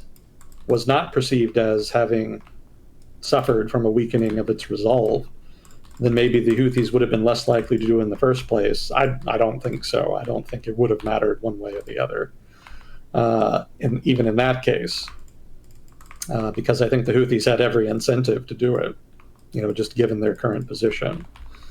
So that said, I do think that the weakening, the perceived weakening of U.S. resolve is going to have an effect and has already had an effect. I would argue that it's one of the main contributors to the initiation of the war in Ukraine in 2022. There was a perception in Moscow that the United States was not really all that invested in the Ukraine issue. And you could kind of see the same logic play out in Syria, where the Russians did not directly intervene until the United States refrained from enforcing its red line on the use of chemical weapons. You could see pretty quickly after that the Russians surmised the United States was not that interested in the conflict, and then took the opportunity to intervene because they did not believe there was any risk to doing so. So yeah, there's definitely been consequences to the perceived weakening of U.S. resolve. And most likely, to answer your question, yeah, we can expect more of the same. I don't see any real change in the trajectory there. I don't see either the Biden administration, certainly not the Trump administration, really doing anything to change that right now. The Biden administration has tried to restore the credibility of American security commitments, to restore the credibility of its resolve, so to speak. But it's met with mixed success, and even in so much as it's been successful, it's undermined by the fact that Donald Trump is a leading contender to win the 2024 presidential election. Because Donald Trump himself, as well as many of his supporters, do not want the United States to be significantly involved in a lot of these overseas conflicts, to varying degrees. And the result is that no U.S. president then can really credibly claim that the U.S. is going to be able to honor security commitments fully in the short to medium term. Because if Trump wins office, who knows what he's going to do? He's a very mercurial person. His presidency was certainly nothing if not eclectic and unpredictable. So, maybe he's not talking shit when he says that, he's going to let Russia run roughshod over Europe in the case of an invasion because Europe hasn't been, paying enough for their own defense. Or maybe it is cheap talk and he doesn't change anything. Like, nobody knows. But the uncertainty there is not going to be healthy for the alliance or for stability, in either Europe or the world writ large. Predictability and expectations are an important aspect of maintaining stability, and there's not really much of either right now. There's not really much in terms of predictability right now in U.S. politics that would lend itself to anybody having strong expectations. So that's undermining American credibility right now, and that's not a problem with Trump per se. That's just a problem with the large segments of the U.S. voting public no longer trusting the U.S. government with the kind of power and authority commensurate with a global role. Lots of people never liked it. That is to say, have always been pretty skeptical of the United States having its finger in so many pies overseas, being involved in so many different regions and having so many security commitments. But after the Cold War ended, like, the main justification for a lot of that went away. And we basically just been, that is to say, the security commitments in question have basically just been living on inertia ever since. They've continued to exist, but the reason for their existence has never really been fully explained to the American public. And, some people wanted to do it, some people didn't, but it's increasingly difficult to provide a strong argument for why the United States needs to be as involved in the world today as it was during the Cold War, when there was a very clear-cut nemesis in the form of the Soviet Union. No such equivalent exists today. Like, the Russian Federation is not the Soviet Union. Like, whatever else can be said about them, like, they're not as ambitious and ideologically, they don't represent that ideological threat that communism did. They're not supporting revolutions all over the world to varying degrees. Still expansionist, clearly.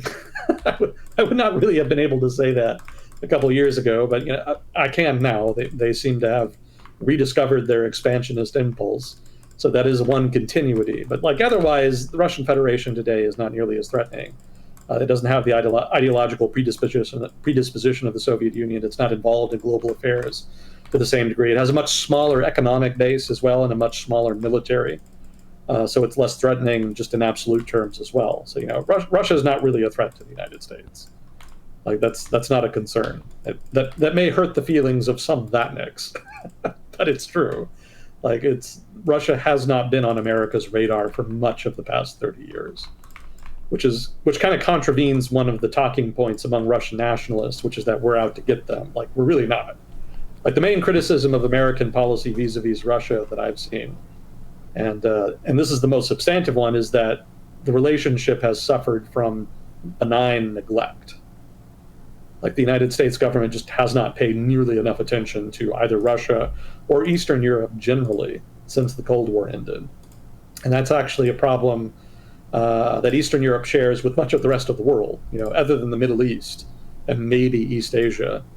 Certainly Latin America has felt the absence of the United States. Like, we haven't been intervening or even really interacting nearly as much with Latin America as a region over the past couple decades as we did during the Cold War.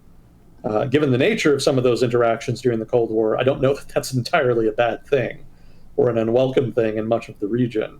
But in so much as there are substantive issues in the region that the United States could and probably should be helping with, it's a net negative. Like, really, the United States should be more engaged there. But we're not, because people don't give a shit.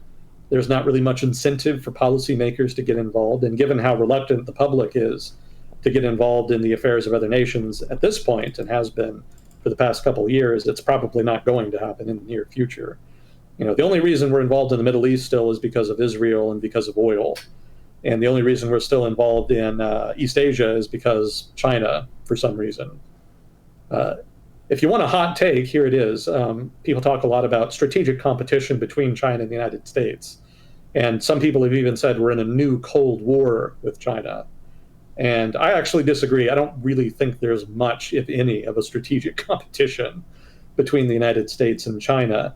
Probably the only real competition right now between China and the United States is to see who commits national suicide first, because that seems to be the main priority for both countries at this point. In terms of like Cold War style competition, there's almost none. Like, it's not there. You're basically saying in the war against the U.S. and China, it's a battle to see who falls over of their own wounds first. Yeah, it does pretty much. Yeah. And self-inflicted wounds at that. Yeah. That's not to say that there's that's not to say that there's not reason for concern or whatever. Like, obviously there are tensions in the relationship, but almost all of them are overblown. Most of the dislocation from free trade with China has already run its course, and the economies, both Chinese and American, have adjusted to the new equilibrium. So, the most painful part of the adjustment of establishing free trade with China is over.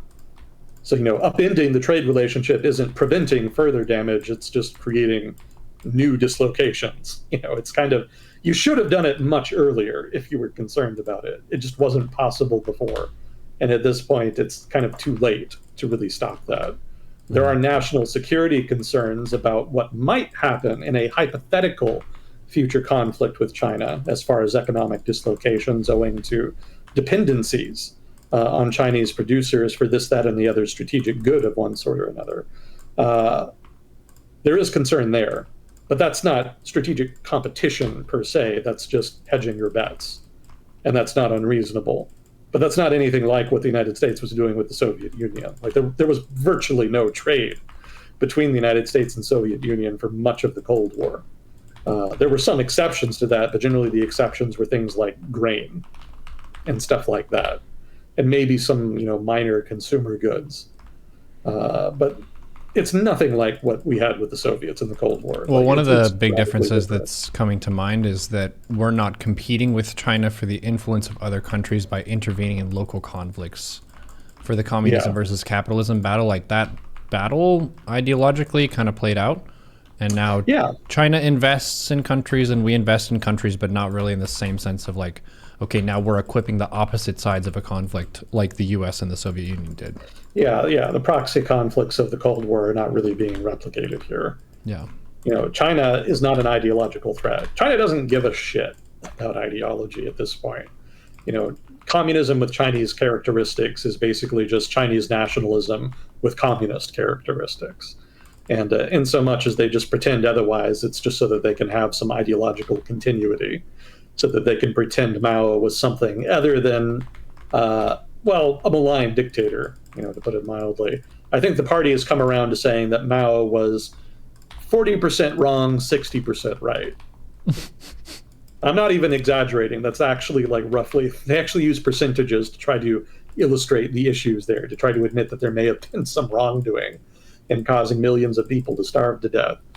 So the party has given ground on that. But like ideologically speaking, it's a mess. Like it really is just a scatterplot of ideas that the party tries to pretend are interconnected and strains itself greatly trying to connect. And in terms of China's relationship overseas with other countries, it's like you say, like they don't care if you're communist or fascist or whatever you are. It doesn't matter to them. They just want to trade. They just want to engage in commercial activity of one sort or another. So that actually puts the United States in an awkward position because that's basically what we did. that was kind of from our playbook in the Cold War. Like we didn't really care what you were as long as you weren't communist, and even if you were communist, we would cut you some slack if you were anti-Soviet. So China's kind of doing the same thing, and we don't really have a response. And we don't really even need a response because, again, China's not actively engaging in some kind of expansionist program, to establish some countervailing alliance system to that of the United States. Like they're just making money, generally in pursuit of their industrial policy. There is some talk about them trying to get bases, but the efforts to do so have been pretty weak thus far and pretty easily deflected, I might add. If they really wanted them, they could probably get them. It would not be all that difficult if they wanted to make a real earnest effort. But as is, they've exerted so little effort in doing so that I wonder whether or not they were ever even really serious about it. So, the competition is just very middling and pathetic, is my overall judgment of this, so-called era of strategic competition between China and the United States. In so much as there's a substantive issue there, it's Taiwan. But that was a pre-existing issue. That it was inevitable as China became wealthier that they would invest more in their military, and that Taiwan's strategic position would become increasingly tense. So that's not so much the result of a deterioration in relations between China and the United States. That was inevitable. That was always going to be an issue. So I don't really count that as being some indicative of a collapse in relations or broader strategic competition around the world for influence. Again, just both countries are not pursuing their foreign policy in that vein.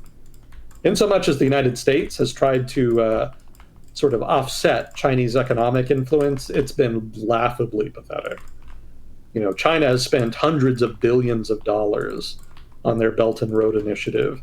The United States, meanwhile, under the Trump administration a few years ago, announced a new investment program that would be sponsored and partially funded by the United States government, and it had a budget of about $100 million, which is hilarious. That's nothing. Like, you're not going to influence anybody with that. Yeah, Chad was talking about billionaires earlier in the chat. That at that point, an individual who's rich could make a bigger impact than a government. Yeah, like in general, the United States relies disproportionately on private sector investment to kind of do its economic influencing for it. And there is merit to that. That certainly does carry weight. But as far as, comparing this to the Cold War, like in the Cold War, the United States government was very active in trying to influence other states. The budget for influencing was much bigger, and they certainly had fewer scruples. Now it's barely happening. Like there's a vague notion that we should be doing something to address Chinese influence, but there's nothing of substance that actually ever comes about. Yeah. Well, China is so far from the U.S. as well. Our interests are pretty different and our problems are pretty different, so it doesn't really make sense for us to be direct competitors other than in some vague, like, you have a high GDP or, high gross domestic product, I want to compete with you and have a large economy as well. That's such a vague and national thing that no one really cares on an individual level about that. Yeah, it's kind of a niche. It's a policy wonk type thing. If the United States really seriously wanted to try to offset economic influence from China around the world, we would probably have to do something like pass the Trans-Pacific Partnership, which was the big controversial trade deal that the Trump administration blew up. But there's pretty much zero political support for doing that in much of the American body politic at this point. So, the most effective means the United States has by actually engaging in strategic composition is not on the table. Like, we're not going to do that. So if we're not going to do the one thing that would actually be the most impactful, like, how can you argue there's any real strategic competition happening? I know there are some people who say that we need to boost military spending so that we can, deter China or whatever. But, like, that's That's not going to work, right? Unless you want to focus narrowly on Taiwan, then yeah, maybe that would be impactful. But if you're talking about broader strategic competition with China in other areas, like specifically global competition with China, you're not going to beat them with military spending. Like the main vector for Chinese influence is economic influence. Like their trading relationships are much, much more influential than any kind of military deployment that they have abroad right now, which is very, very limited. Mm-hmm. So if there is a strategic competition with them, it's an economic competition. And, like I said, we're not willing to do anything with that. Like if you're just focusing on the military side in what is an economic competition, you're not winning anything. You're not accomplishing it. You're just treading water. Mm-hmm. But treading water seems to be what people want to do in Washington. Like that seems to be the reference point. Like invariably talk about competition with China references the military side, frequently with relation to Taiwan. And with regard to Taiwan, it makes sense. But again, that's not like a global competition. That's like a very niche specific security commitment that the United States has had for decades. That's not global competition. Anyway, I'm getting way off topic. So to bring this full circle, the United States is not actually all that invested in global affairs right now, and really hasn't been for a long time, probably really since like 2010 especially. There has been a kind of general malaise and withdrawal of the United States and its global influence from global affairs. We've still been there, we're still involved, we've still done stuff, but it's been very hesitant, it's been very reluctant, and I would go further and say on the part of the American public, it's been very grudging, because certainly the American public is very skeptical about U.S. involvement overseas at this point. So, no matter where you go, there definitely has been a decline in American involvement to varying degrees. And that unfortunately has manifested in a perceived weakening of U.S. Security commitments and resolve, as Fuzzy Cord was asking here. So yeah, we can definitely expect more challenges to the international status quo as countries perceive the risk of transgressing that status quo falling, which it is. So makes total sense. So the second part of the question was, is the world more peaceful with an active hegemon than without? I mean, I suspect you already know the answer. Like, yes, the world is definitely more peaceful with a singular active hegemon than without. That's just invariable. Because, if everybody gets to start a war whenever they want, then you're going to have more war than if only one country can start wars whenever they want. So invariably, the latter will be more peaceful than the former, even if the latter may or may not be more just than the former. That's a whole nother question and debate. I think that goes back to the Hobbes philosophical concept of a Leviathan, of having a large entity that is watching over, that metes out punishments and so on, tends to be less violent per person than two rival factions that are of similar power that are still kind of wrestling for control. So I guess that kind of goes back to the notion of, okay, well, if the US is not the military force on the planet that has the greatest amount of heft to it, then it's going to be someone else. And hopefully it's not two peers that want to fight each other, because that's usually when things are the worst. Yeah. See any civil war. Yeah, that ends very badly. So let's see. King Riku. I've been reading some articles lately that question Germany's status as an industrial state. What are your thoughts on Germany's economy at the moment? It's not as bad as people make it out to be. Germany technically just entered another recession. So, it's kind of been in the news. And there's been a lot of talk about deindustrialization in Germany stemming from the end of cheap Russian natural gas and the availability thereof to German industry. Certainly, industries in Germany that are the most sensitive to natural gas prices have been disproportionately affected. One of the data points that I've seen frequently referenced in this debate has referenced Ludwigshafen, which probably is not how that's pronounced. Best effort. Ludwigshafen is a city in Germany that houses Germany's largest chemical consortium. And they've been investing in facilities abroad while downsizing their facilities in Germany, specifically because input costs have risen so dramatically over time, specifically since 2022. And, there's truth to that. Certainly they are hurting. But I would point out that energy is only part of the equation. Germany's economy suffers from a lot of the same maladies that other countries in Europe struggle from. And Germany in particular has pre-existing problems that have been plaguing it for decades now. For one, which is that the German economy has struggled to produce the kind of innovation and entrepreneurial activity that economies like Britain and the United States have traditionally been better at. And that's been a problem because it's meant that they've struggled to keep up technologically in terms of generating new industries, new firms, and new higher paying jobs. As is, Germany's economy is still disproportionately defined by heavy industry and manufacturing. And there's nothing wrong with that. You can do that. But you're kind of leaving jobs on the table, so to speak, if you're not also trying to develop, say, a tech sector, a financial sector, et cetera. These other newer types of industries that are more dynamic and more robust. They can give you more jobs, more pay, more income, and in turn more tax revenue and generate more growth. But that's not the model that the German government has gone with. The German government takes more of a managerial approach to economic policy. They have these established industries, again, mostly manufacturing industries that are generally pretty export oriented.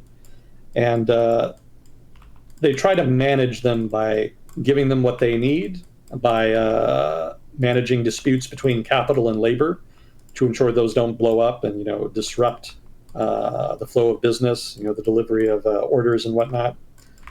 And they also try to design. They take a very social democratic model where they try to provide everything that people need. Well, maybe not everything, but they try to provide things like relatively accessible and affordable health care, unemployment benefits, a social safety net, in other words, in order to try to keep people relatively happy or pacified, depending on how you want to frame it. And the idea there is that everything is provided for, taken care of, and is again managed. That's sort of the statist approach that they take, and it's worked. But it's only worked and will continue to work so long as that core manufacturing base continues to succeed. And the problem that they've had is, well, twofold at this point. One, their comparative advantage has eroded over time. Again, they don't really generate a lot of new businesses, including in manufacturing. And the German manufacturing the manufacturing that they already have has lost ground over time. That is to say, if you go back to the 80s and 90s, there was stagnation in the German economy because there was not enough growth in that core manufacturing sector. They got a brief reprieve when China joined the World Trade Organization. And when I say brief, I mean like 20 years, which is a relatively long time in absolute terms. But in terms of policy, it's not that long. Because China enjoyed free trade with Germany, German heavy manufacturers, especially producers of machinery, were able to acquire a great windfall of new demand. And that largely powered the German economy through much of the period from the year 2000 up until maybe a couple of years ago or so, when that trade finally started to decline. And that decline stems from various things. Demand in China has kind of been falling, owing to economic difficulties there more recently. But even before that, tensions with the West generally were leading the Chinese government to become more insular and to try to reduce dependencies on foreign importers. And that's all on top of the fact that that is to say, Chinese manufacturers have becoming more self-sufficient and competitive vis-a-vis German manufacturers in certain corners of the market, generally the lower end. But they have made some advances into the sort of the higher end as well. So, all of that is eroding that advantage that Germany had enjoyed from the China trade for a long time. And it's putting them back into the position they were in before 1999, when China joined the WTO. which again was one of stagnation. Like the manufacturing industry was not growing enough to meet the needs of the population or to meet the financial burden on the government of the strong social safety net that the social democratic managerial system they had relied upon. And it's not entirely clear how they're going to resolve that. Because again, they got bailed out the last time. Like 20 years ago, they got lucky, they got the China boom. But now that's kind of running its course. So that brings them back to the original question. And I don't think they have any more an answer now than they did 20 years ago. And I don't think that they're going to get lucky again. Well, you'll have a good bit of stuff to catch up on from chat. We have quite a few German viewers who are weighing in. Some people have said that everything that you've said sounds about accurate, so at least you're not too far off. There we go. It's something. Yeah. I try my best. Yeah, do correct me, though, if I'm wrong, because, I want to know. And getting it from primary sources is very valuable, so, definitely chime in. Yeah, that's my understanding. Yeah, and then for people who don't know, we're both United States citizens, so our perspective and also the language of information we can consume is going to be limited somewhat in our scope. Yeah. I can't really read Greek news very well. But that's the problem that German manufacturing has. Like it needs to grow more, but to get it to grow more would require big changes in terms of economic policy that would probably not be very popular amongst the broader body politic in Germany. And that's the same conundrum that pretty much every country in Europe has right now, especially the developed economies like France and the UK. They all have problems with economies that are fairly stagnant and that have not experienced much growth in productivity or innovation or new firm creation over the past couple decades. And that's exactly what they need in order to try to generate more better jobs that provide more in tax revenue that will allow them to meet the policy demands of their publics, which tend to demand a much stronger social safety net than do Americans. But doing all of that requires big unpopular economic reforms, and no government can really come to power promising to do that stuff. So it's a catch-22. And it's not really clear how that unwinds. Like it could just be that the current status quo drags on indefinitely, and that you end up with parallel economies where you have people who are sort of privileged insiders, like people not, and when I say privileged, I don't even mean rich. I just mean people who are employed in the formal economy, which will be heavily regulated, generally unionized, and provide lots of benefits and lots of benefits in the form of social benefits, both private and public, let's put it like that. And that'll be that group on one side of the table. And then on the other side, there's going to be a lot of people working in the informal economy who cannot have access to those protected, well-benefited jobs, and who will become increasingly discontented with the status quo until eventually there's some kind of dynamic change in the political status quo. How's that for a euphemism for for political violence? Mm. Dynamic change in the political status quo. Yeah, that probably is what they'll end up doing, because I don't think any political party or movement in Europe right now has enough momentum to get power to make dramatic political changes of one kind or another that could substantively address the issue. They could go the market route, they could deregulate, they could open things up to try to introduce more competition and innovation so that more people engage in entrepreneurship.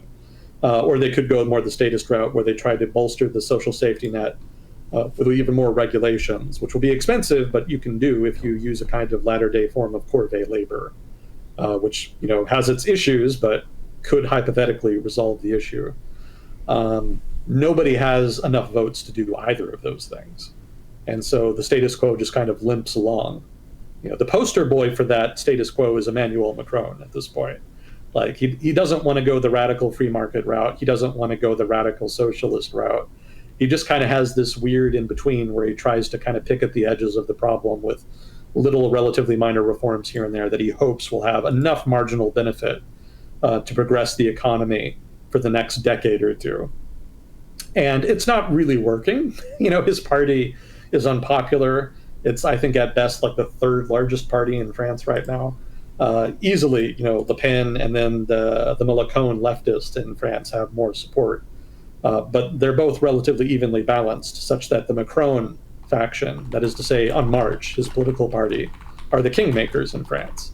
And so they get to decide who rules. And because they don't want to make dramatic changes, then the only people who can really get into power are people who promise not to make dramatic changes. And so the status quo replicates and propagates itself thereby, which doesn't solve anything, but does prevent a dramatic break, at least for now. So something's got to change at some point. Like this is obviously not sustainable. Like nobody paying attention to European political economy thinks this is sustainable over the long run. Like there's going to be some kind of dramatic change at some point that resolves the underlying problem, but it's just not clear what that's going to look like, or whether or not it'll be, liberal democratic, shall we say, or if it will be something else. Hopefully not something else, because whenever Europe in its history does something else, it's really fucking bad. Europe has two settings: chill civilized liberalism or batshit fucking crazy. Mm-hmm.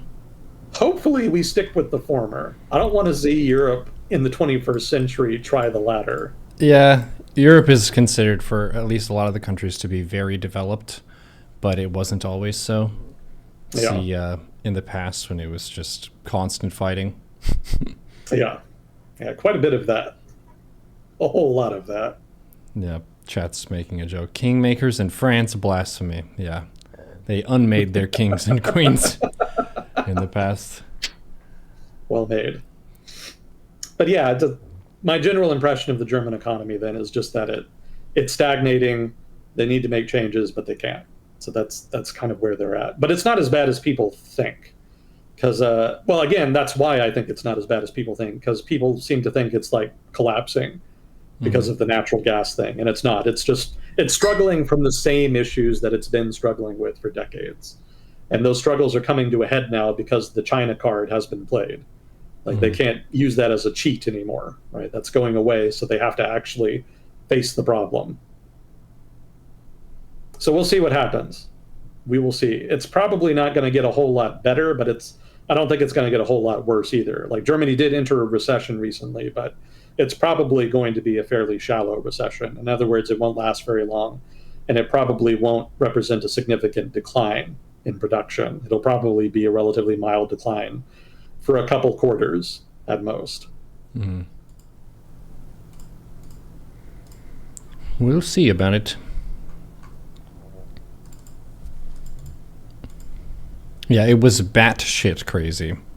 I don't know why the phrase is called batshit crazy, but we say that in America. It just means very crazy. Bat poop, I think, is extra stinky. I'm not sure why we say that. Yeah, I first read that in Jon Stewart's book, America, which I would recommend to anybody who enjoys his humor. Oh. The phrase batshit crazy likely originated from the earlier expression bats in the belfry, which is bats flying around erratically in the belfry of a church or building, and that looks chaotic or irrational. So if someone is batshit crazy, they're kind of being chaotic or irrational. There you go. Yeah. Interesting.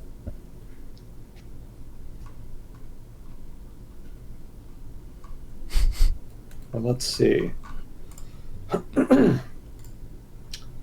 Did we discuss, okay, this is Fading at the Edges. It's an interesting name.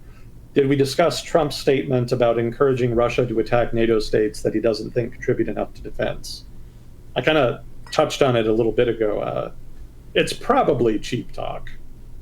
Donald Trump is basically a machine that produces cheap talk, so I don't know that this is going to be any different in that regard.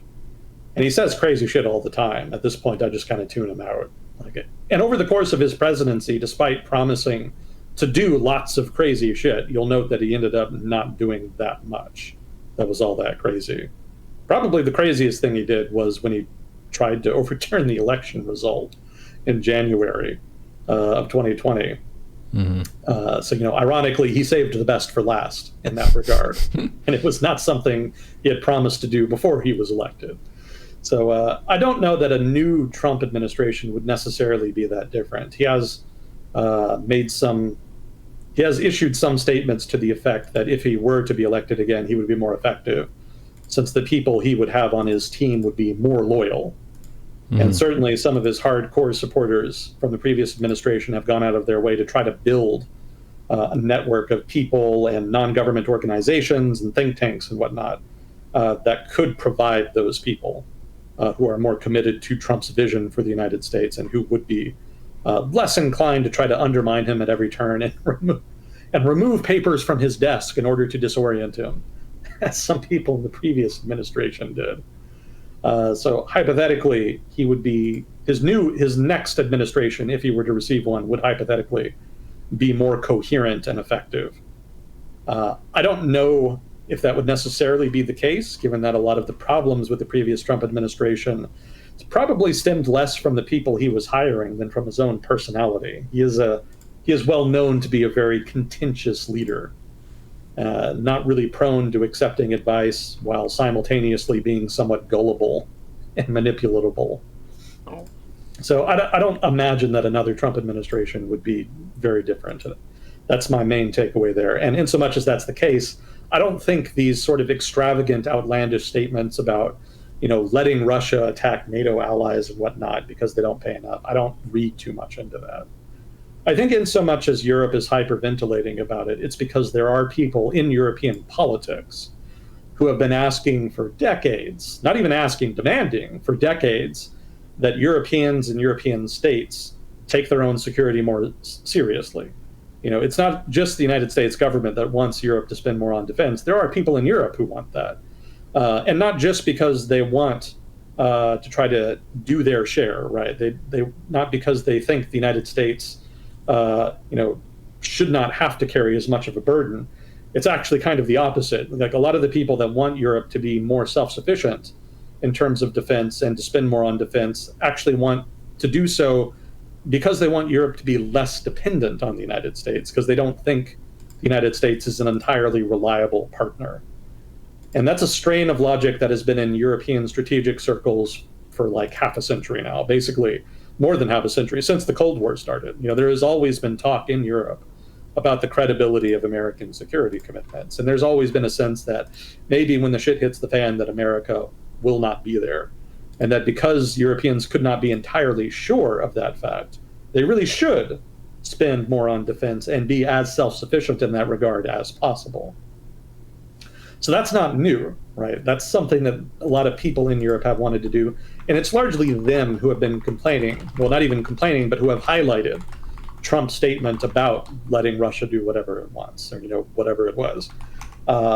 They, I think, are really trying to take advantage of that and the general uncertainty about the prospect of another Trump administration to leverage that into more political support for more defense spending so that Europe can hedge its bets and be more strategically autonomous from the United States specifically, not even just from Russia and from other threats in the region. Like, the United States itself is sufficiently mercurial at this point that allies want to hedge their bets. And it could be that statements like Trump's are going to push them towards that. Certainly that's what the hawks in Europe are hoping.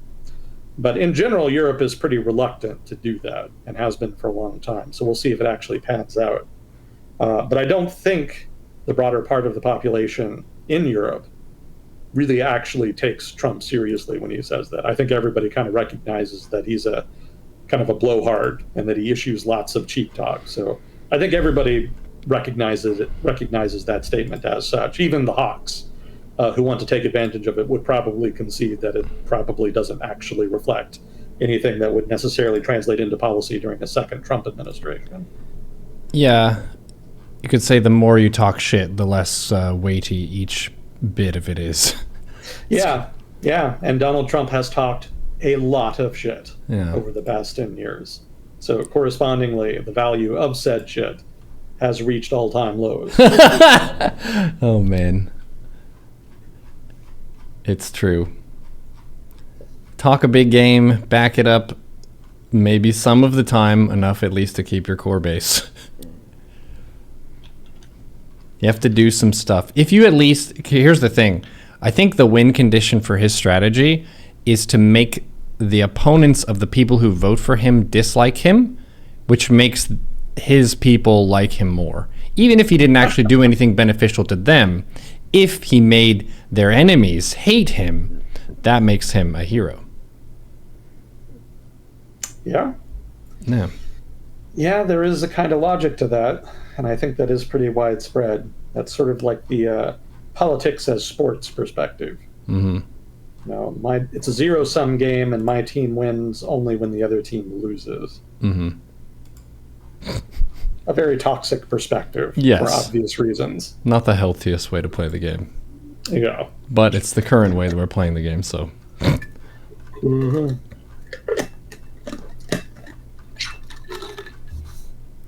Well, we'll see what happens, but the world's in an interesting place, and we've been surprised before with COVID changing stuff, so we'll probably have some surprises in the future.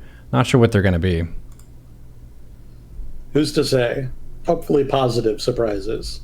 We've had quite a few negative ones over the past 10 years. Yeah, well, we survived the prophesied Mayan apocalypse, at least. That's true. That can be a feather in our cap. There We you were go. supposed to be dead in like 2019, but we lived that. Soared above that hurdle. We survived the Mayan apocalypse. Yep. That should be a t-shirt. Everyone who's alive today survived it. There you go. Put it on your resume. Yeah. Survived the Mayan apocalypse. Yeah. Makes you a very resilient employee. Details oriented. Survived the Mayan apocalypse. There Mhm. you go. Oh, actually, I lied. I did read a little bit of the book.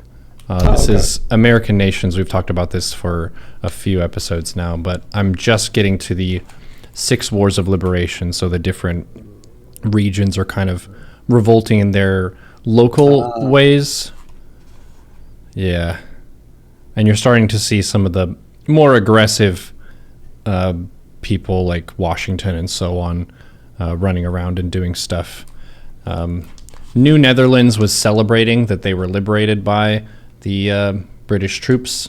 They were liberated from the foul colonists and ruffians. So there were some people who were definitely loyalists to the crown because it benefited them in some way. Or they were just more ideologically or religiously aligned with that group, so it made more sense for them to team up with them. But that's something that isn't really taught to kids growing up in the US, is that our response to British control was not really unanimous, and we ended up breaking away and becoming a country, but it really started as a bunch of different regions with very different economies and very different interests that all had the same overlapping pressure point of they felt like they were basically being held down by the taxation and unfair treatment and lack of representation from England. So they had a common problem, but not all of them felt like it was worth contesting, because it's obviously a lot more bloody if you're going to directly challenge them. Mm-hmm. Fighting one of the most powerful nations on the planet is not always an appealing prospect for people.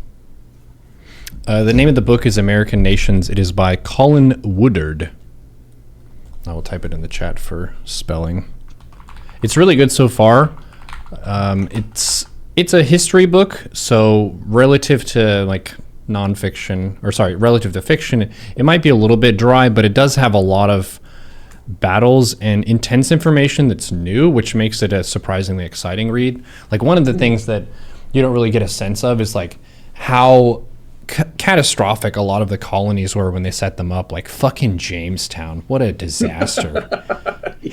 What a total kerfuffle. Just send a bunch of people with minimal attachments, no life skills, and a lot of confidence to go there and die to malaria.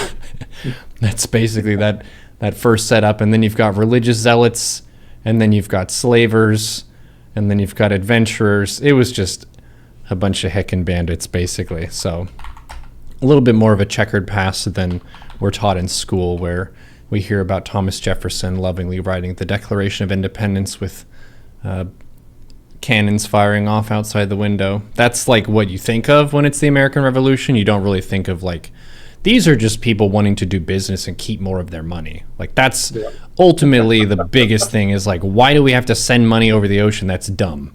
That's kind of Yeah. The main point they're working from. It's Woodard is his last name. But yeah, I'll try to chip away more at this. I'm about halfway through, a little bit less than halfway. Oh, cool. Yeah, I'm glad you're enjoying it. I look forward to your future impressions. Thanks. I'm excited to find other stuff that's similar to this and get more into the habit of reading. It's one of those things where if I'm in a routine of it, I can go through books pretty fast, but if I'm not, then I just don't make time to read and I make no progress. So yeah, same. Yep. Same. I did try for a while to get into the habit of just reading it when I had like just downtime, like just in the bathroom or when I was in a waiting room or just wherever. That worked for a while. And then I got my smartphone. That undermined it. Does reading Reddit count as reading? Yeah, well, technically, it depends on what part of Reddit. Yeah. You know, if you're reading the history subreddit, then yeah, maybe. But if you're on the Asians Gone Wild subreddit, probably not. Yeah. There are lots of different categories on that website. Very much so. There's a sign on the Scientology building in Hollywood, and it says, "Ever wonder why so many people are Scientologists?" And to be honest, I haven't ever wondered that because I don't think that many people are Scientologists. But it raises the point of ever wonder why so many people are into insert anything. There's a subreddit of that with hundreds of thousands of people. People are weird. We've learned this from the internet. It's been proven. Yeah. We'll actually be wrapping up early here to catch up on rest and so on after my dubstep outing last night. Oh, okay. Yeah. No problem. Yeah, appreciate you coming on. And Fuzzy Cord, thank you for handling questions last time so we could chip away at some of those today. And chat, thanks for weighing in. For those who are not familiar with this segment, we host this on Sundays at around 6 p.m. Pacific time usually. And we've been starting to work on getting confirmation in advance. I asked you yesterday and you were like, is this for today or tomorrow? Because I've asked him in advance so few times that we needed clarification there. Yeah. Yeah, just a little confused and worried. I wasn't sure if maybe the message had gotten to me later than you'd sent it, and maybe you were already waiting for me. Neuro's planning ahead. I wonder if he's fallen ill. Something is amiss. Yeah. But thank you. I do appreciate it. Yeah. Well, appreciate your time. No I'll give problem. you And the usual... I did meet your challenge from last week. So okay, so I will give you the same one with the added 10 squats on top. I haven't said this before, but just 10 squats where your thighs are parallel with the floor. It's been so long since I did a squat, I don't remember what they are. Okay. Well, that's part of your homework then. There you go. Oh, okay, I see it. All right. Yeah. Pretty simple exercise. Gotcha. All right. Well, thank you again. Always a privilege. Yep. Ladies and gentlemen, we will see you on the next episode of World Discussion with Agent Smith. See you next time.